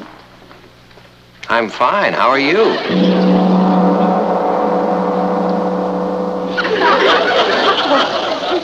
What are you doing here? I live here. But you're home a day early. Well, I can always leave again. Why is everybody so dressed up? You always dress for dinner.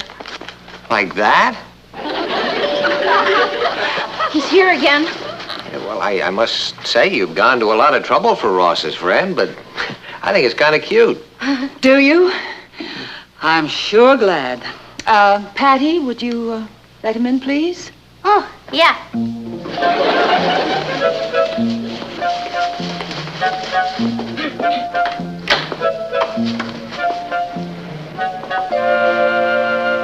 Good evening, Coach Johnson. Hi, I'm Patty Lane. Hello, Patty.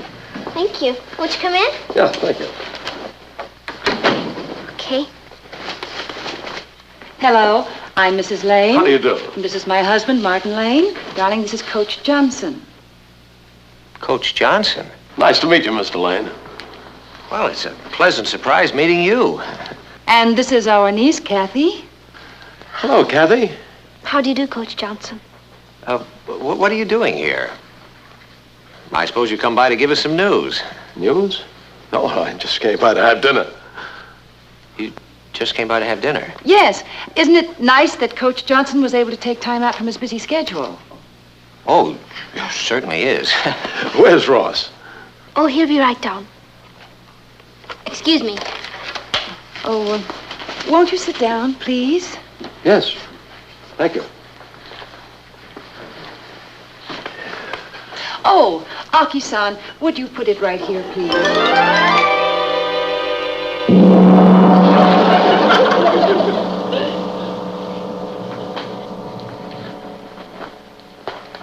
I love Japanese food.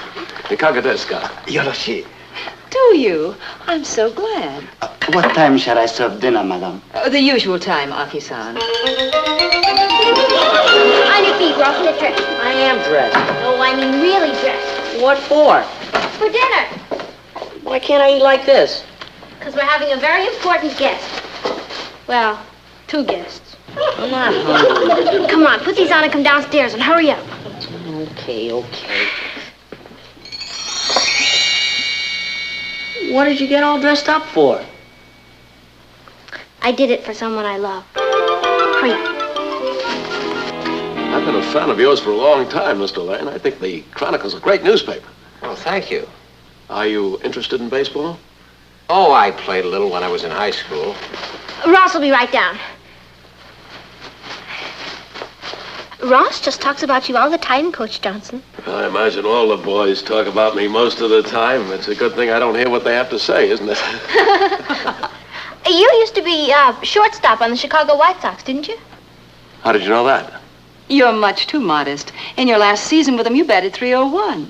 Well, you've been doing a little research on me, haven't you? Oh, Mama knows all the batting averages. Oh, we're great baseball fans around here.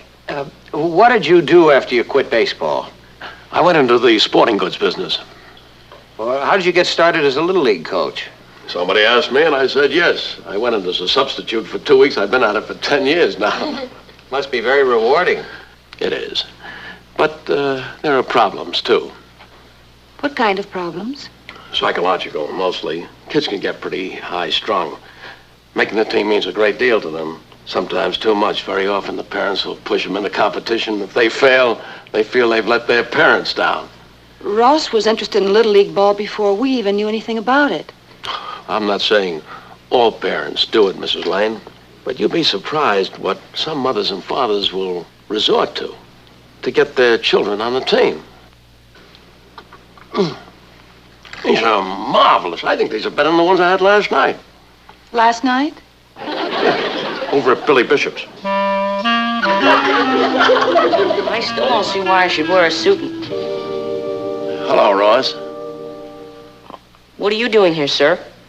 I mean, did I do something wrong? Of course not, darling. We invited Coach Johnson to dinner. To dinner? Yeah. He eats too, you know. Why here?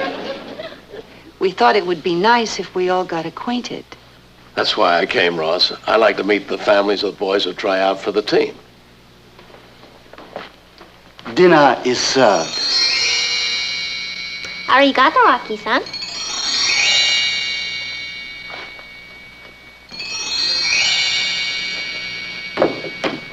Oh, Ross said to tell you the reason he went to bed so early is because he's in strict training. He's a nice boy. Nat. Would you like to see our roses? I've some prize cuttings. I grow them myself. Oh. Excuse me, girls.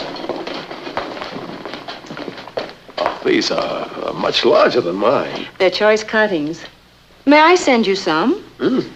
That's very kind of you, Mrs. Lane. Oh, it's nothing at all. They certainly get a lot of tender, loving care.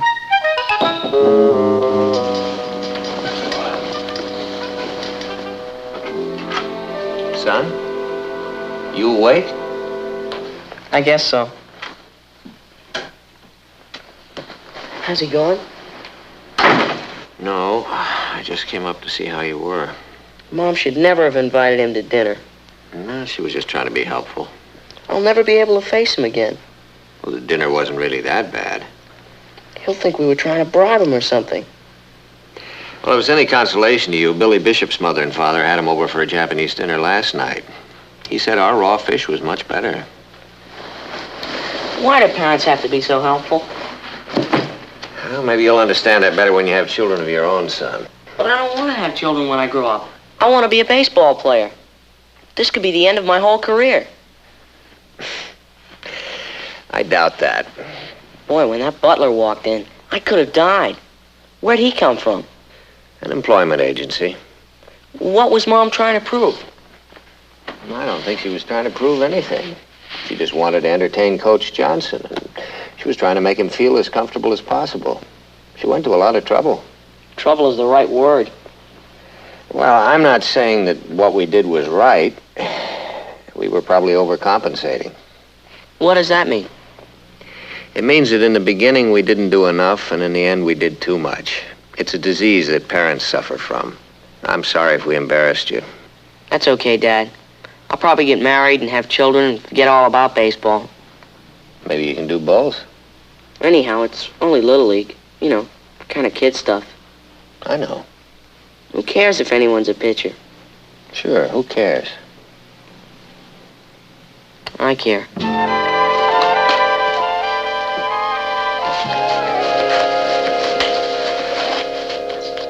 I'm sure glad you could come to dinner tonight, Coach Johnson. So am I, Patty. You have no idea how much it means to Ross. Ross says that Don Johnson is your son. That's right. Don's in my history class. Oh. Gee, he's a nice boy. I think he's one of the nicest boys in the whole school. I really like him. We're having a record party here Friday. We'd sure love to have him come over. Has he ever been here before? No. I see. Well, I'll tell him. Excuse me. I didn't mean that the way it sounded. Would you like some more coffee, Mr. Johnson? Oh, thank you. This is enough. Would you like some fruit? Oh, no, thank you. I'd better be going. Oh, but it's still early. Well, tomorrow's a big day. I have to pick the ball team. Thank you very much for the dinner. It was lovely. Good night. I'm glad I met you, Mr. Lane. Oh, nice to meet you, Coach. You're going to make your decision tomorrow. That's right. That's one of the reasons I wanted to come here to meet Ross's family. Ross is a good player, but it's important to know how much support he can count on at home. I mean, a real kind of support, where the family knows that he can stand on his own 2 feet. Well, thanks again for everything. I'll see myself out. Good night. Good night. Oh, Martin. It's all my fault. I invited his son to a party and made it sound like I was bribing him. I offered to babysit for him for nothing.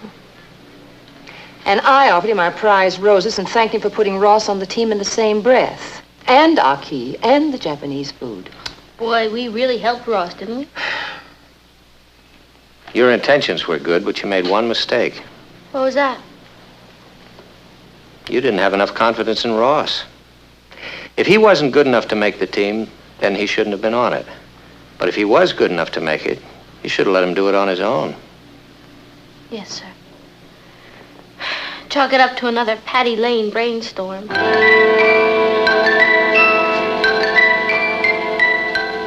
Where are you going? To see if I can get Ross to take up ice hockey.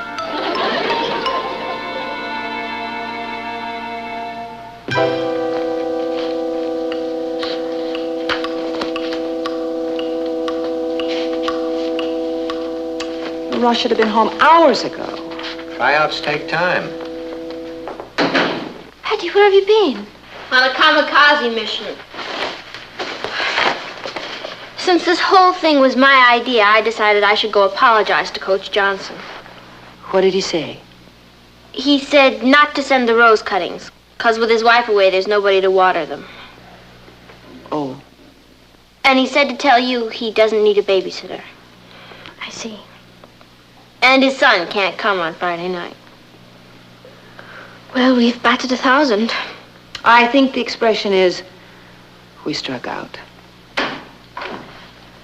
How am I going to face him? Hi, folks. Ross, would you like to go to 3 movies tomorrow? Oh, gee, thanks, sis, but I can't. I'm pitching for the Little League team. Oh. You what?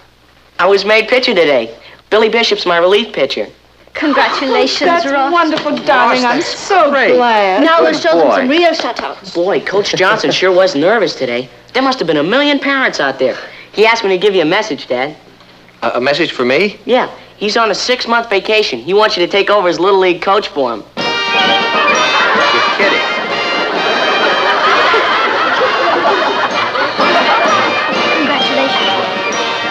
Thank you.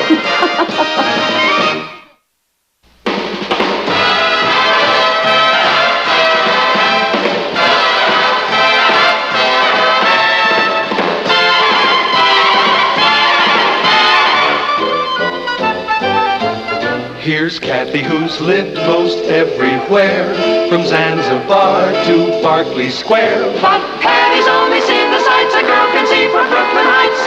What a crazy pair! But they're cousins, identical cousins, and you'll find they laugh alike, they walk alike, at times they even talk alike. You can lose your mind when cousins. Tell him he'll have to find another passenger because you can't go. Papa, it's a brand new second-hand motorcycle, and Richard wants to try it out. Naturally, he wants me with him. What's so natural about that? The subject is closed. Oh, Mama, it'll break his heart. Hattie, I think that you are now reaching the age where you should be thinking about more ladylike pursuits than riding on the back of a motorcycle. Okay, now since I'm an old lady, I think I'll take up crocheting. I'm sure you can find a happy medium, dear. Your cousin Cathy would never think of riding around with Richard on his motorcycle. She better not. Well, it just wouldn't do you any harm to emulate Cathy a little more. I guess you're right, Papa. I am a little far out sometimes.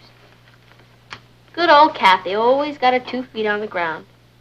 Okay, from now on, I'm going to do everything that she does. Well, there's no need to go overboard. It's just you could pick up a few pointers from her. Okay.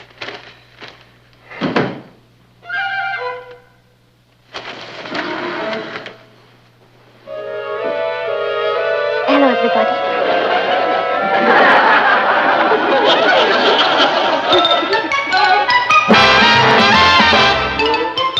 Meet Cathy, who's lived most everywhere, from Zanzibar to Berkeley Square. But Patty's only seen the sights a girl can see from Brooklyn Heights. What a crazy pair! But they're cousins, identical cousins all the way. One pair of matching bookends, different as night and day. Where Cathy adores a minuet, the ballet russe, and crepe Suzette. Our Patty loves to rock and roll, a hot dog makes her lose control. What a wild duet, still they're cousins, identical cousins, and you find they laugh alike, they walk alike, at times they even talk alike. You can lose your mind when cousins are two of a kind.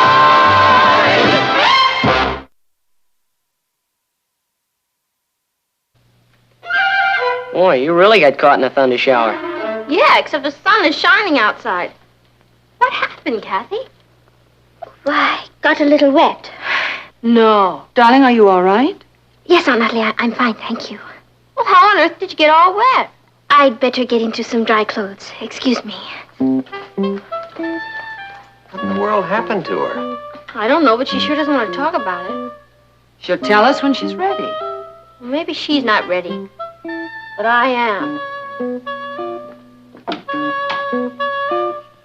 Hi, Cuz. No. No what? No, I don't want to discuss it. Cathy, you can't walk into the house soaking wet and say you don't want to discuss it. Did you have a water fight with somebody? No. You walked in front of an open fire hydrant. Of course not. You invented a rainmaking machine. Patty, let's just forget about it. Okay. We'll forget about it. What is it I'm forgetting about? My allowance check came. I'll treat you to a movie tonight.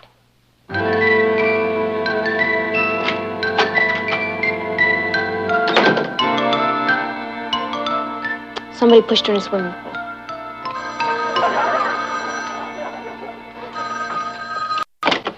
Hello? Cathy Lane? Just a minute, I'll get her. Who's calling, please? A reporter from the New York Metropolitan? The New York Metropolitan is calling Cathy Lane? What is it in reference to, please? In reference to her heroism today. When she jumped in the lake at the park and saved a boy who was drowning? Cathy? Oh, sure, you can send a reporter. Hey, and you better send a photographer, too. I mean, that's the least you can do for a heroine. Bye.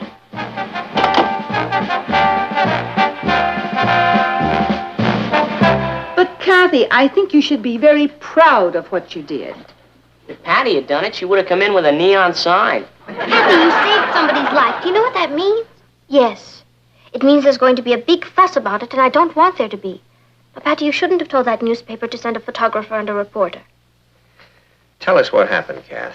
It wasn't anything, Uncle Martin. I happened to be walking by the lake in the park, and I heard someone calling for help. I saw a boy swimming, and he seemed to be having a cramp. There was no one else around, so I jumped in and pulled him out. She just jumped in and pulled him out. Have you ever heard such modesty? They usually give medals for things like this, you know. Your picture will be on the front page. I just did what anyone else would have done. And I'd really prefer not to have a big thing made about it. Well, it's too late. Yeah. Now you belong to the ages. He's right, Cathy. Heroism has to be rewarded. And I'm going to help you.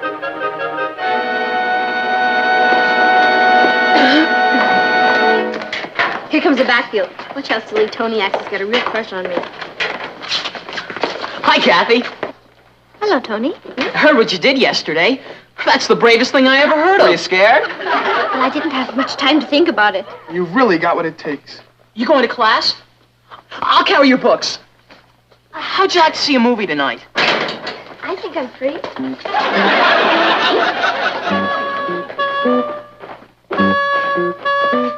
Hi, Patty. What are you staring at? My cousin, the heroine. Come on.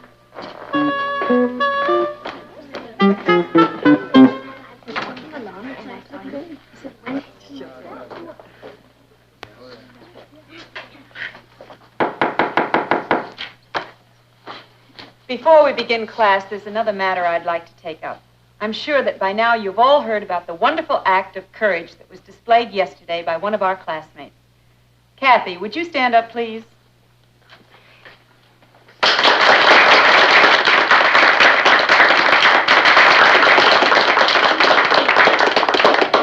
You've brought honor to all of us by what you did, Cathy. Risking your own life to save the life of a stranger is the highest act of valor. Would you care to say a few words to the class about it? Thank you, Miss Castle. There really isn't much to say. I'm sure that everyone here would have done the same thing in the same situation. Thank you. Boy, what conceit. No, I'm sorry. I don't know when she'll be back. Okay, I'll give her a message. Thank you. That was the Bugle calling. They want to do a feature story on Cathy. Do you know that that's the 10th call she's had in the last hour? And look at this. Teenager saves lad. Right on the front page. With the situation the world is in, you think they'd have more important things to write about than that. I don't understand you, Patty. You were the one that told the reporter and the newspaper man to come over. You said it was the bravest thing you'd ever heard of. Now, suddenly you act like she did something terrible. Richard, if there's anything I can't stand, it's a show-off. Patty, you're not jealous of Cathy, are you? Who? Me? Of course not. It just isn't fair, Richard, that's all. What isn't fair? The only reason Cathy is a heroine is because she was in the right place at the right time. Now, I could have been there instead. If you'd have been there, he'd have drowned. You can't swim. Everybody's making such a big fuss over her. You think nobody'd ever saved anybody's life before? She did a very brave thing. I'm not trying to take that away from her, Richard. It's just that Cathy is not a natural-born heroine. And you are. Well, at least I'd know how to handle the situation. I think Cathy is handling it fine. Oh, the whole thing's gone to her head. Richard, I tried to give her the benefit of my advice, and she wouldn't even listen to me. That's probably Life magazine wanting to put her on the cover. Hello? No, Cathy isn't home. Who's calling, please? Roger who? Oh, that Roger. It's the boy she saved. A voice from the dead. No, there really isn't any point in coming over, Roger, because Cathy's not home.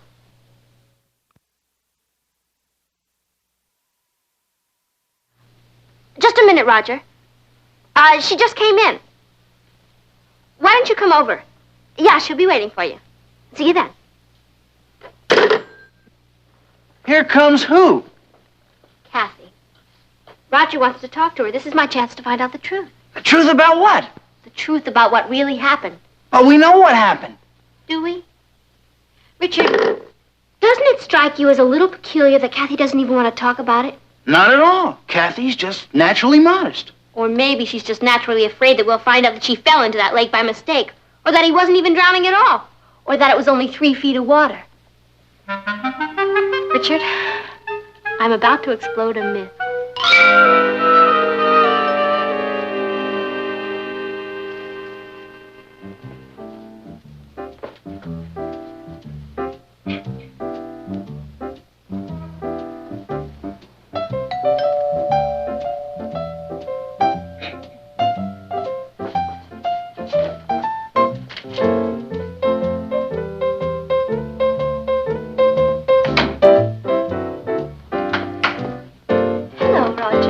Hello, Cathy.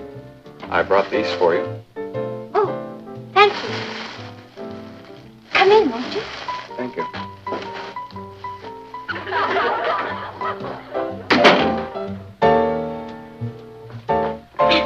Won't you sit down? Thank you.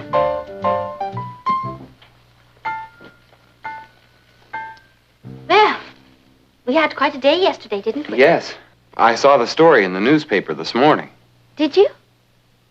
Well, it really wasn't very accurate, was it?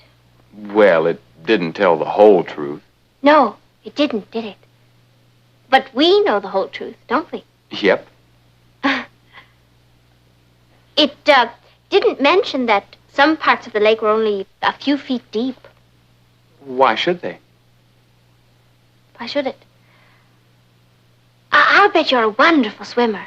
Well, I was on the varsity swimming team. I knew it. But that doesn't help much when you've got a cramp. Does it? No, it doesn't, does it? Roger, when I fell into that lake... Fell in? That was one of the most beautiful dives I've ever seen. Oh. Well, it looks like I really saved your life, doesn't it? I can't tell you how grateful I am, Cathy.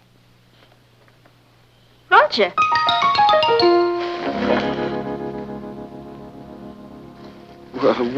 Which is which? I'm Cathy. And I'm Patty, her cousin. Nice to meet you, Roger. We were just having a little chat. Oh? About what? About you a lot. Patty almost convinced me you didn't save my life. Did she? Well, I guess you two have a lot to talk about. It was very nice to meet you, Roger. Goodbye. It's amazing. She's exactly like you. Yes. Hello, Momo, Papa. That's French. Our son, the linguist. Hey, that's a clean plate. Yeah, thanks. Are we all going down to City Hall to watch Cathy get a medal? Well, of course we are. How often do we have a hero in the family? Every day. I should get a medal for living with Patty. Lois, have Patty and Cathy been quarreling the past few days? Mm-mm. Oh, well, that's good. They don't talk to one another, but they haven't been quarreling. I'm going down to the post office to mail this letter. Can I get you anything? No, thank you, Cathy. We were just talking about your medal. Oh, I don't suppose there's any way I could refuse that without seeming ungrateful. Why would you want to refuse it? I just would. Because of Patty. She seems so upset about it, I'd really rather let the whole thing drop. We're not going to do anything of the kind. I think I'll have a little talk with Patty. I wish you wouldn't, Uncle Martin. She hates me enough already. Patty doesn't hate you. She's certainly been acting like it. Patty wants all the attention, and you're getting it. But I don't want it. Kathy, you are going to go down and pick up that medal. And if I know Patty, she's going to be pretty proud of you. Look at that piece of junk. It's tin. But when I get a medal, it's going to be solid gold.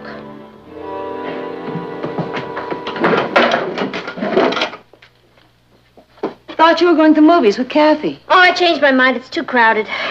The movie's too crowded? Cathy's too crowded. You can't get near her. You think she was Joan of Arc the way everybody swarms all over her. Makes you feel proud, doesn't it? Yeah. There's enough reflected glory for all. If you like reflected glory. Personally, I'd like to go out and get my own. You know something? It's exactly what I'm going to do. See you later.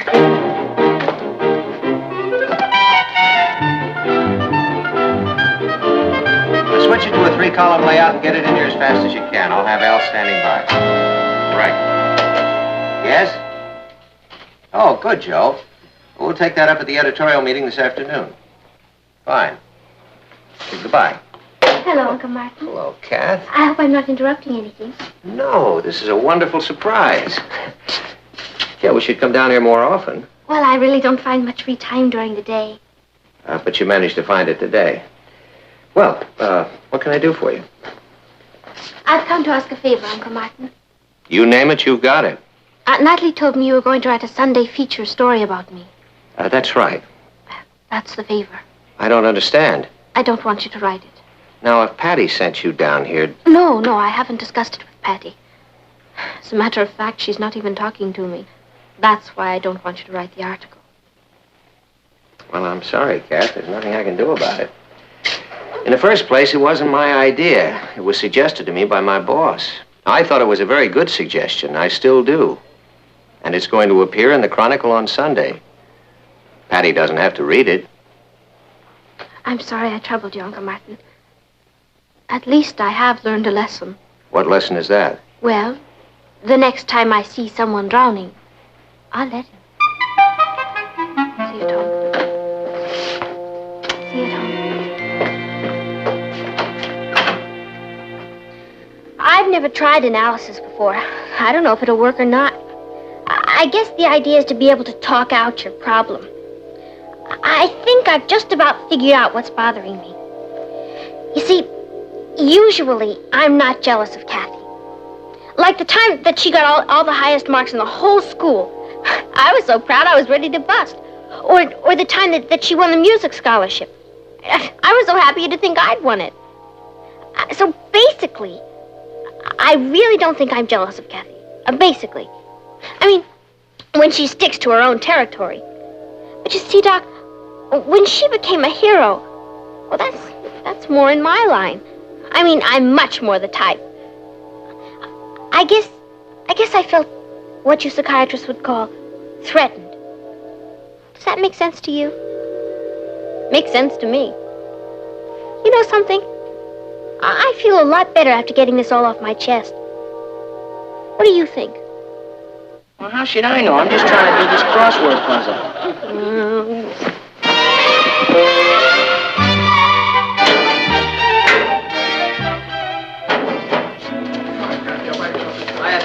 You guys are wasting your time. Tell them, Cathy. Why don't we all have a soda together? Patty, won't you join us? Gee, I'd love to, Kath, but I'm afraid I have another engagement. You run along. All right, you're sure.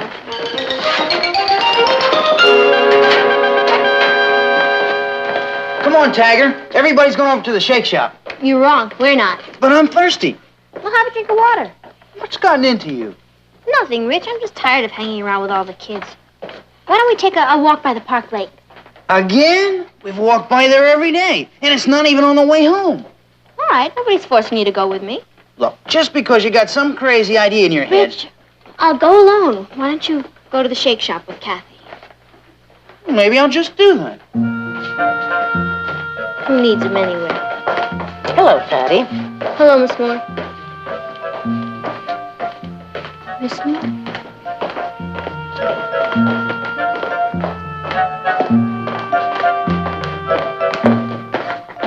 Miss Moore?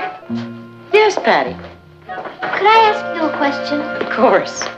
I know I'm not in your psychology class or anything, but well, I thought maybe you could help me with a problem that two friends of mine are having. I'd be very happy to try. They're two boys, cousins, and one of them is jealous of the other one. Do they like one another? Oh, yeah, they're crazy about each other. It's just that one boy did something to make the other one jealous. He doesn't want to be jealous, but can't seem to make himself stop. It sounds as though he's rather immature. No, he isn't. I mean, he's really a wonderful boy. If it weren't for this little problem, I think he'd really be quite a remarkable young boy. Are these close friends of yours? Yeah, I think you could call him that. Why don't you have them come in and see me? They can't do that. They live out of town. In Africa. They just moved there recently. I see. I was going to write them a letter and include your information. Well, if this boy is as wonderful as you say he is, I'm sure he has nothing to be jealous of. All he needs to do is develop his self-confidence. Develop my self-confidence. It's always a mistake, Patty, to compete with anybody else. The only person you should ever be in competition with is yourself. I don't understand. If you do the very best that you know how, you never have to worry about what anyone else is doing. Write that to your friend. I will. Thank you very much, Miss Moore. And be sure to say hello to Cathy.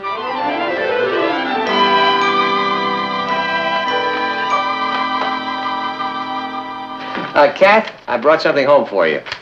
This is an advance proof of Sunday's Chronicle.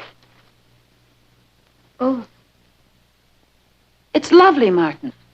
You didn't say anything about me. Aren't you pleased?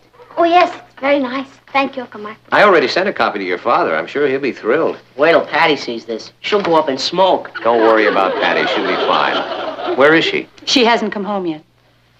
Isn't it a little late for her to still be at school? Well, she's with Richard. I'm sure she's all right. She is usually home by this time. Perhaps Patty stopped at the library. Patty who? Well, maybe she did go over to Richard's house. Why don't I call there? She probably didn't realize how late it was. Hi, folks. Hello, Richard. Where's Patty? I thought she was with you. No, I haven't seen her since school let out. But you usually walk her home. Well, I haven't been walking her home lately, Mrs. Lane. Why not? Because I got tired of walking her over to Park Lake every day. Why would she want to go over to Park Lake every day? You wouldn't believe me if I told you. Of course I would.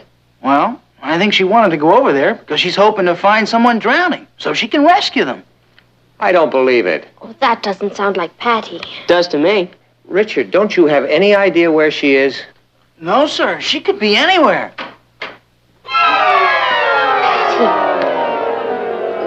What happened? You're soaking wet. Darling, did you have an accident? I want to go home. You did it! She saved a kid! She's a hero! Congratulations, Patty. That's wonderful. Now we can go into the hero business. I ought to call the newspapers right away. Imagine having two heroes in the family. What are you talking about? I pulled her out of the lake.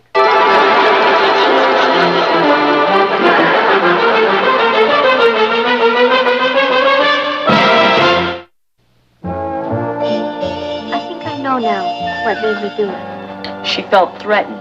She what? It's a psychiatric expression we psychiatrists use. You see, all the time I thought I was jealous of Cathy, and I hated myself for it. That's why I kept going back to the lake. But you just wanted to get your share of attention.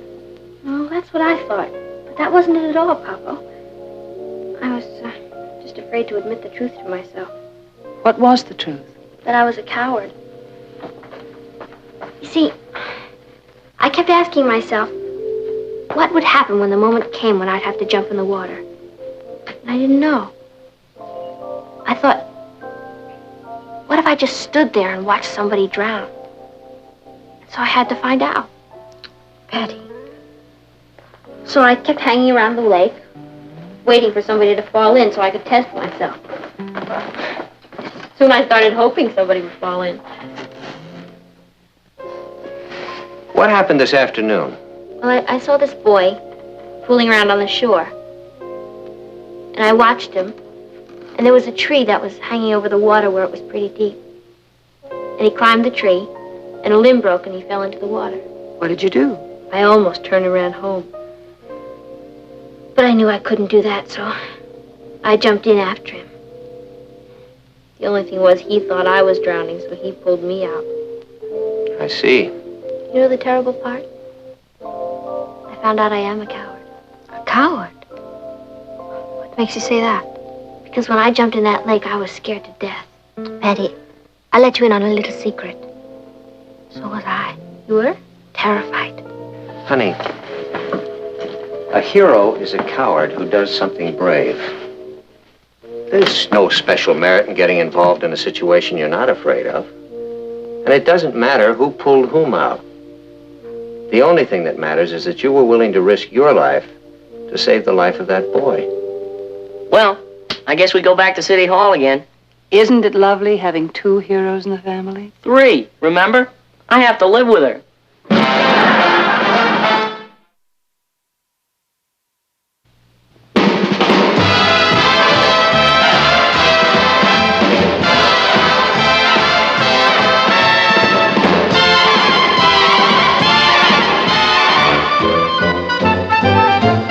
Here's Cathy, who's lived most everywhere, from Zanzibar to Berkeley Square. But Patty's only seen the sights a girl can see from Brooklyn Heights. What a crazy pair, but they're cousins, identical cousins, and you'll find they laugh alike, they walk alike, at times they even talk alike. You can lose your mind when cousins are 2 of a... You go in there and show him how it's done. Well, I went in there. What was I? I was sensational. I really had him tied up in knots. Well, I'm sure you ought to talk to everyone, Patty. Why shouldn't she? She's got the biggest mouth. Sometime I'd like to debate whether or not he's human. Patty, did they tell you whether you're going to be on the debating team? No. But why would they pass up their golden opportunity? Hello, everybody. Hello, darling. Hi, Dad. You're home early. I know. I just couldn't stand it another minute down there at the office. Hard day? Well, it wasn't that it was so hard. It was just so noisy. That office is a madhouse. Phones ringing all the time, people talking a blue streak. That's the newspaper game for you. Hello, Richard. Boy, did I have a wild day today. You know that math teacher that everybody says is an ogre? Well, I've got a meeting out of the palm of my hand. I was torn between bluffing it through or throwing myself at his mercy, so I stayed after class and I said to him, look, Mr. It's for you. Hi, Tommy. No, I don't know who that was. I've never seen her before. How's things? Hey, you heard what happened in math class today. Would you like to hear what happened in history? Not particularly, Patty. Oh. Well, you know. A funny thing happened in gym, though. I went to pick up this medicine ball and Darling, your father's tired. Oh, I understand. You're kidding. Hey, did you hear the joke about the marathon walker who got tired before he got to the finish line? It was like this. Patty, don't you ever stop talking? I guess I just have a lot of interesting things to say, that's all. Oh, yeah? Okay. I'll talk to you later, Tom. Bye. I don't have to talk, you know. I just do it to be sociable. I think Patty's just excited about the debating team. Don't defend her. She couldn't keep quiet if her life depended on it. Oh, couldn't I? I'll bet you I could keep my mouth shut for 3 days if I wanted to. That's a bet. What do you mean? I mean that if for the next 72 hours you can go without saying one word, I will give you an extra week's allowance. In fact, I'll give you 2 extra weeks' allowance. Are you serious? Dead serious. It's a deal. When do we start? Right now.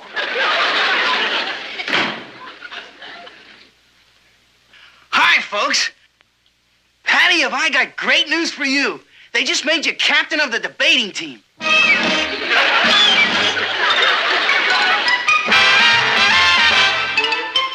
Meet Cathy, who's lived most everywhere, from Zanzibar to Berkeley Square. But Patty's only seen the sights a girl can see from Brooklyn Heights. What a crazy pair, but they're cousins, identical cousins all the way. One pair of matching bookends, different as night and day. Where Cathy adores a minuet, the ballet russe, and crepe Suzette. Our Patty loves to rock and roll, a hot dog makes her lose control. What a wild duet, still they're cousins, identical cousins, and you find they laugh alike, they walk alike, at times they even talk alike. You can lose your mind when cousins are 2 of a kind.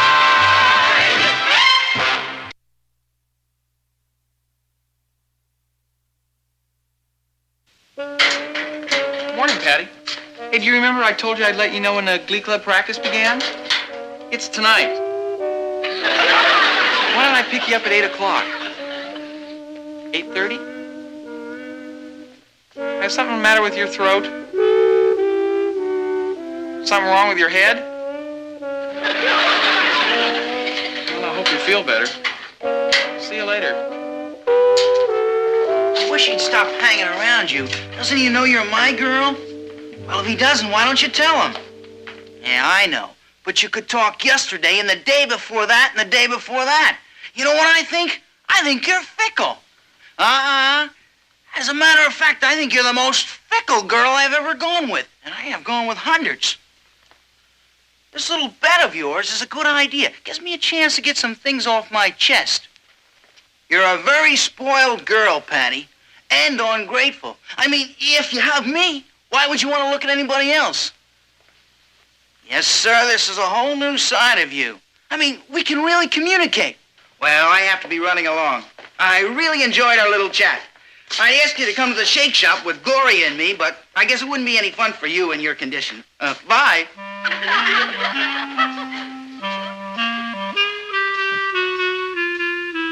Patty, I'm leaving now. Ted is downstairs. Are you sure you don't want to come? What are you doing?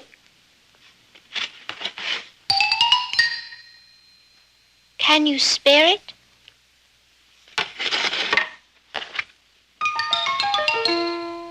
Don't you what? Patty, are you sure you're all right? I'm not so sure this bet was a good idea. You have 2 more days to go. I hate to leave you alone. Someone's coming? Who? Richard? All right. Have a good time. Good night.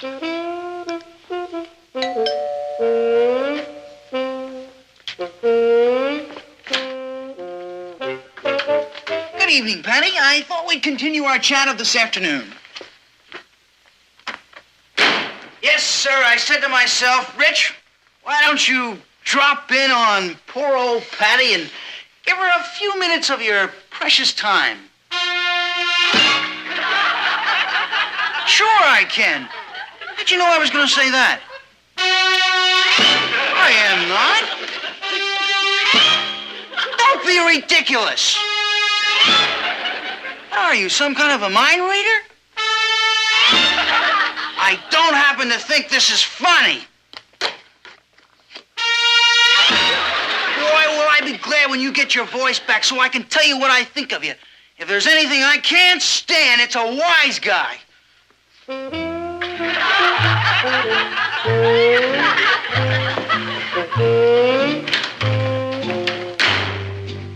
Boy, talk about thunderclouds. What was he so mad about?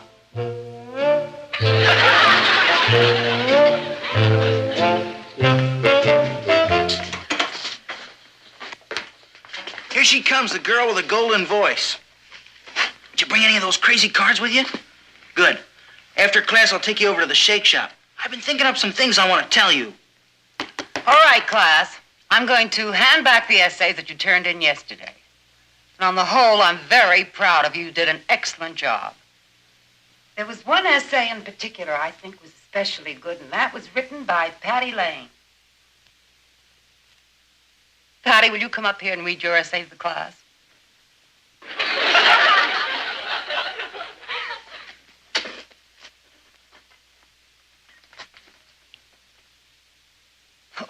Do you have a sore throat? Well, can you talk?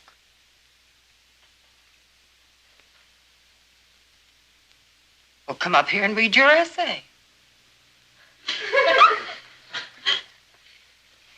You mean you can talk, you just refuse to?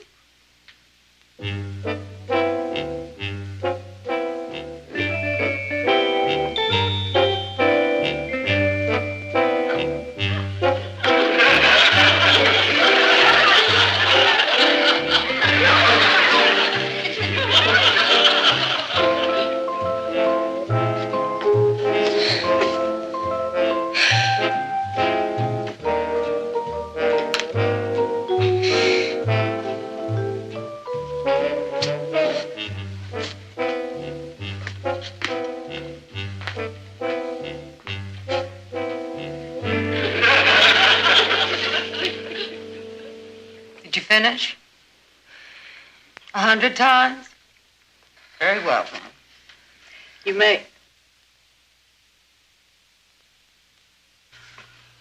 You may do it over again. Stubborn has 2 B's.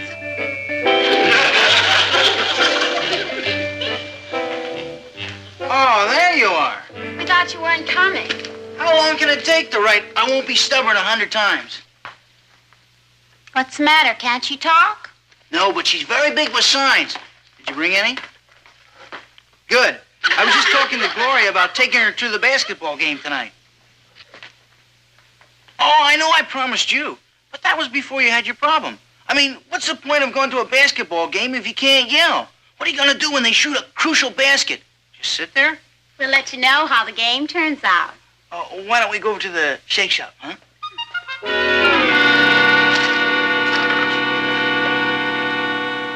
Patty can't stand not having the last word. No? Look.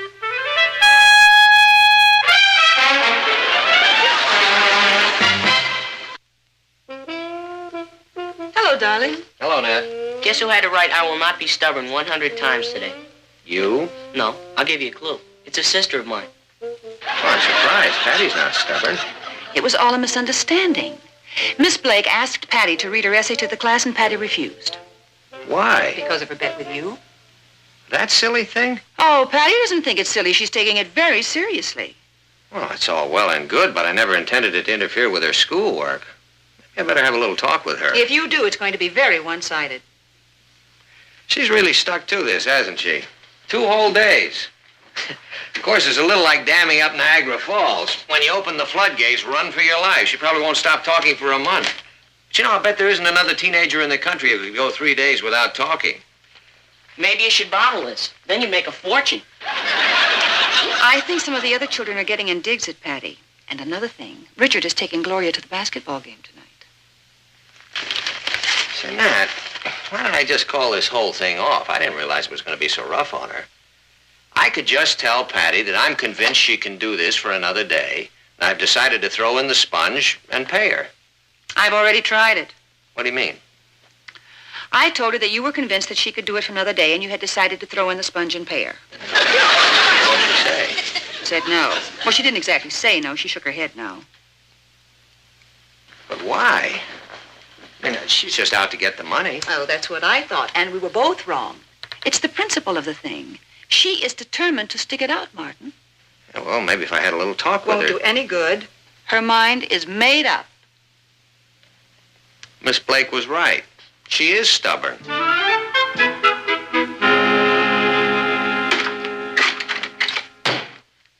I know. Knock.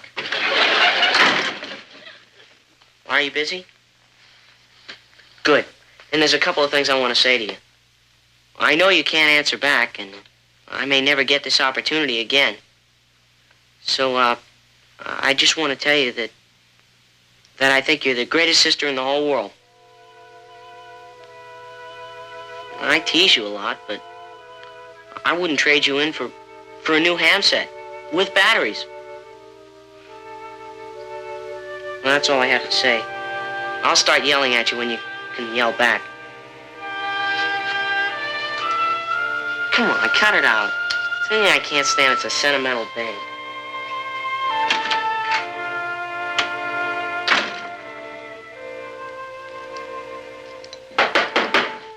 Oh, come on in, Richard. Hi, Mrs. Lane. Why didn't you use the front door? Technical difficulties. What? Patty doesn't want to talk to me. Oh, she doesn't want to talk to anyone. I know, but, I mean, she doesn't want to see me. Well, I can't blame her. I played a joke on her with Gloria, and she took it seriously. I see.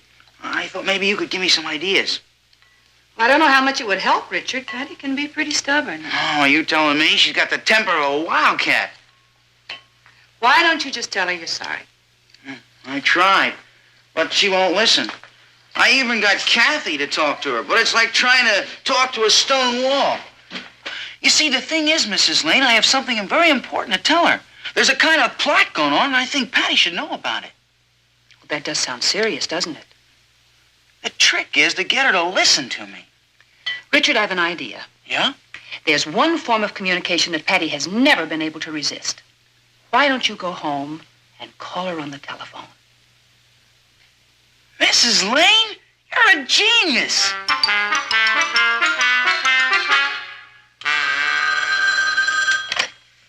Patty? Hello? Are you there? Can you hear me? I have to talk to you.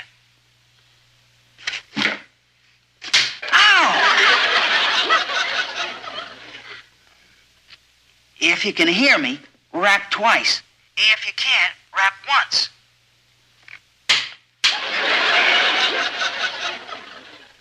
You don't have to yell. It's very important, Patty. What do you say? Ah, come on. Can't you take a joke? You don't think Gloria means anything to me, do you? Well, you're wrong. That's why I have to see you. I'll come over in a half hour, okay?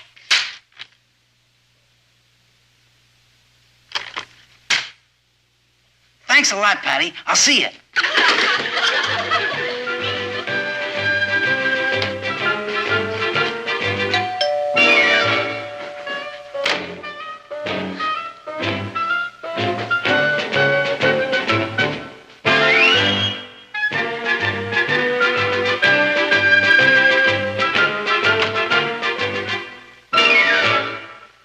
I hate to bother you, Patty, but this is important.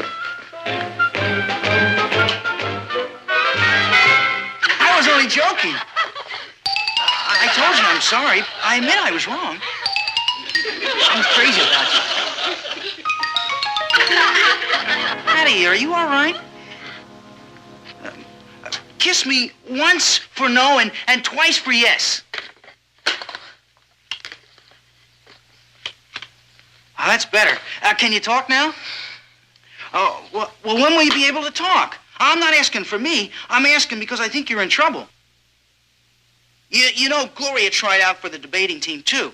And she was pretty sore when they picked you and not her. They picked her as an alternate. Well, I just found out. At the meeting tomorrow, she's going to ask them to remove you from the team so she can take your place. It's a pretty dirty trick. It's kind of clever when you think about it. Oh, I called you as soon as I heard. Boy, holding a telephone conversation with you is pretty hard on the eardrums. Well, what are you going to do?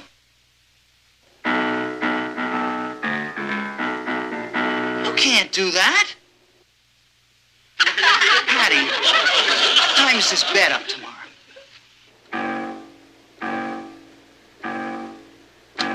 4 o'clock. You know what time the meeting is? 3:30. That is the meanest trick I have ever heard of. There must be something you can do, Patty. You go into that meeting tomorrow and you say. All right, then write it. No, I suppose you're right. If Gloria's out to get you and you can't talk, you don't stand much of a chance. Patty, why don't you forget about the bet? Actually, it's only a half-hour's difference. Your father wouldn't mind. Isn't it important to you to be on the debating team? You're not going to let Gloria get away with this. Are you?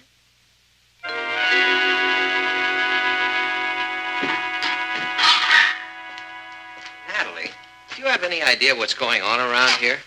You mean all the plotting and counterplotting? Oh, yes, Richard briefed me. It was like something out of James Bond. I mean, I'm the last man in the world to meddle in the affairs of young America, but Gloria's plan to get Patty off the debating team is diabolical. I know. There's only one other person I know who could have thought of a scheme like that. Who's that? Patty. Well, it just isn't fair. I mean, Patty earned her place on that team. Now she's going to lose it because of a silly bet. Oh, perhaps she won't lose it. Well, Gloria's got that meeting scheduled for 30 minutes before Patty can talk. Patty can always cancel the bet. Oh, she won't. I just tried that again. What'd she say? She didn't say anything. Just held up a sign that read, "Forget it, Popo. I'm a born loser."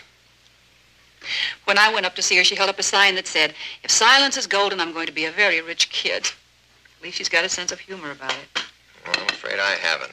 It's all right for Patty to joke, but I know how much being on that debating team means to her. She's wanted it all year. There must be something we can do. What? Well, for one thing, I could go to that meeting tomorrow and And? make a fool of myself. Want to hear a confession? Yeah? I thought about going to her school and setting the clock back. It's terrible. Wish I'd thought of it. You know what the real trouble is? We're trying to solve Patty's problems for her. It's up to her to solve it for herself. But that's just the point. She won't. She's given up. It's not like Patty. She's going to let Gloria win this without putting up a fight. The trouble is we're not used to Patty losing. Well, you can't win them all. No, I suppose not.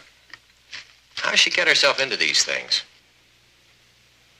She got into this one with a little help from you. Next time I'll learn to keep my big mouth shut. Want to bet?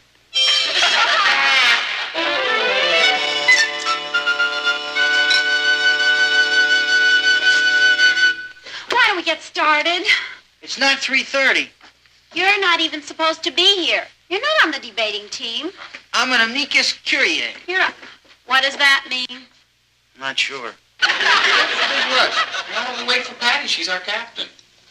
Do you want a captain who can't even talk? We're having our first debate with Rockland High on Monday.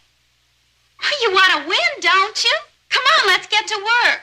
Why don't you adjourn until 4 o'clock? Because the meeting was called for 3:30.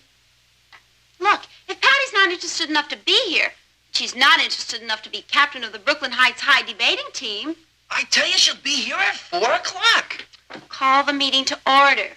Goodbye, Richard. You wouldn't do this to Patty, would you? Gloria's right. If Patty was interested, she'd be here. Why don't I send out for sandwiches? Well, let's get the show on the road. Yeah. The meeting of the Brooklyn Heights High debating team is hereby called to order. I move that since Miss Patty Lane is absent from this meeting, she be removed from the debating team. Is there a second to the motion? I second it. A motion has been made and seconded. All in favor, say aye. All in favor of what? What's up, Drew? Patty, you changed your mind. Yeah, I thought we were going to lose you. Did you? Oh, you can't get rid of me that easily. Can you, Gloria, darling? Apparently not, darling. Hold everything. We have a motion before the House. All in favor, say aye. Aye. All opposed, nay. Nay. The motion is not passed. Now, let's get down to business. I think that's a great idea. And, Gloria, since you're just an alternate, why don't you, buzz off and get ready for Halloween? Anyway, you lost your bet. I'll talk to you later. Anytime, you'll find me at Patty's. Well, we have a lot of work to do. Group, I'm ready. In that case, why don't we take a half hour and relax, and we'll all meet back here at 4 o'clock. What's the point as long as we're here? As long as we're here and I'm captain, I say we should meet back here at 4 o'clock.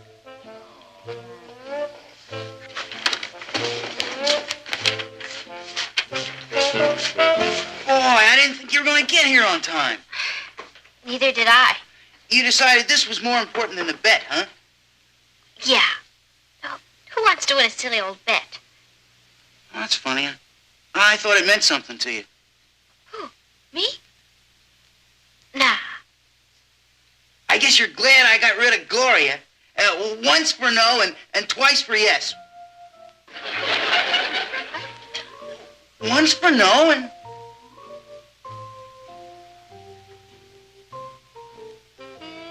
No! What's the matter, Cathy? That's the least you can do for Pat.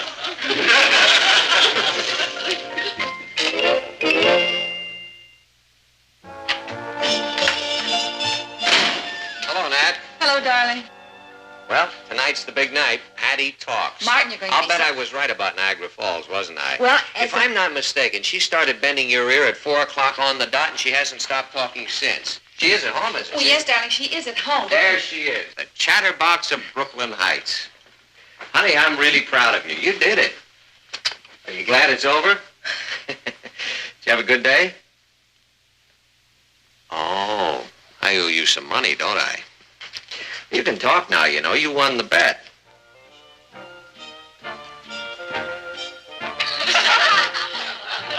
Laryngitis. I've been trying to tell you.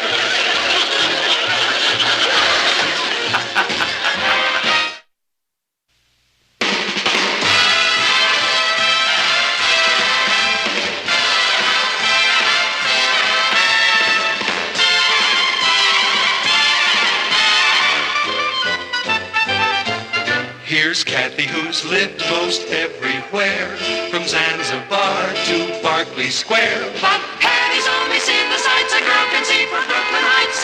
What a crazy pair.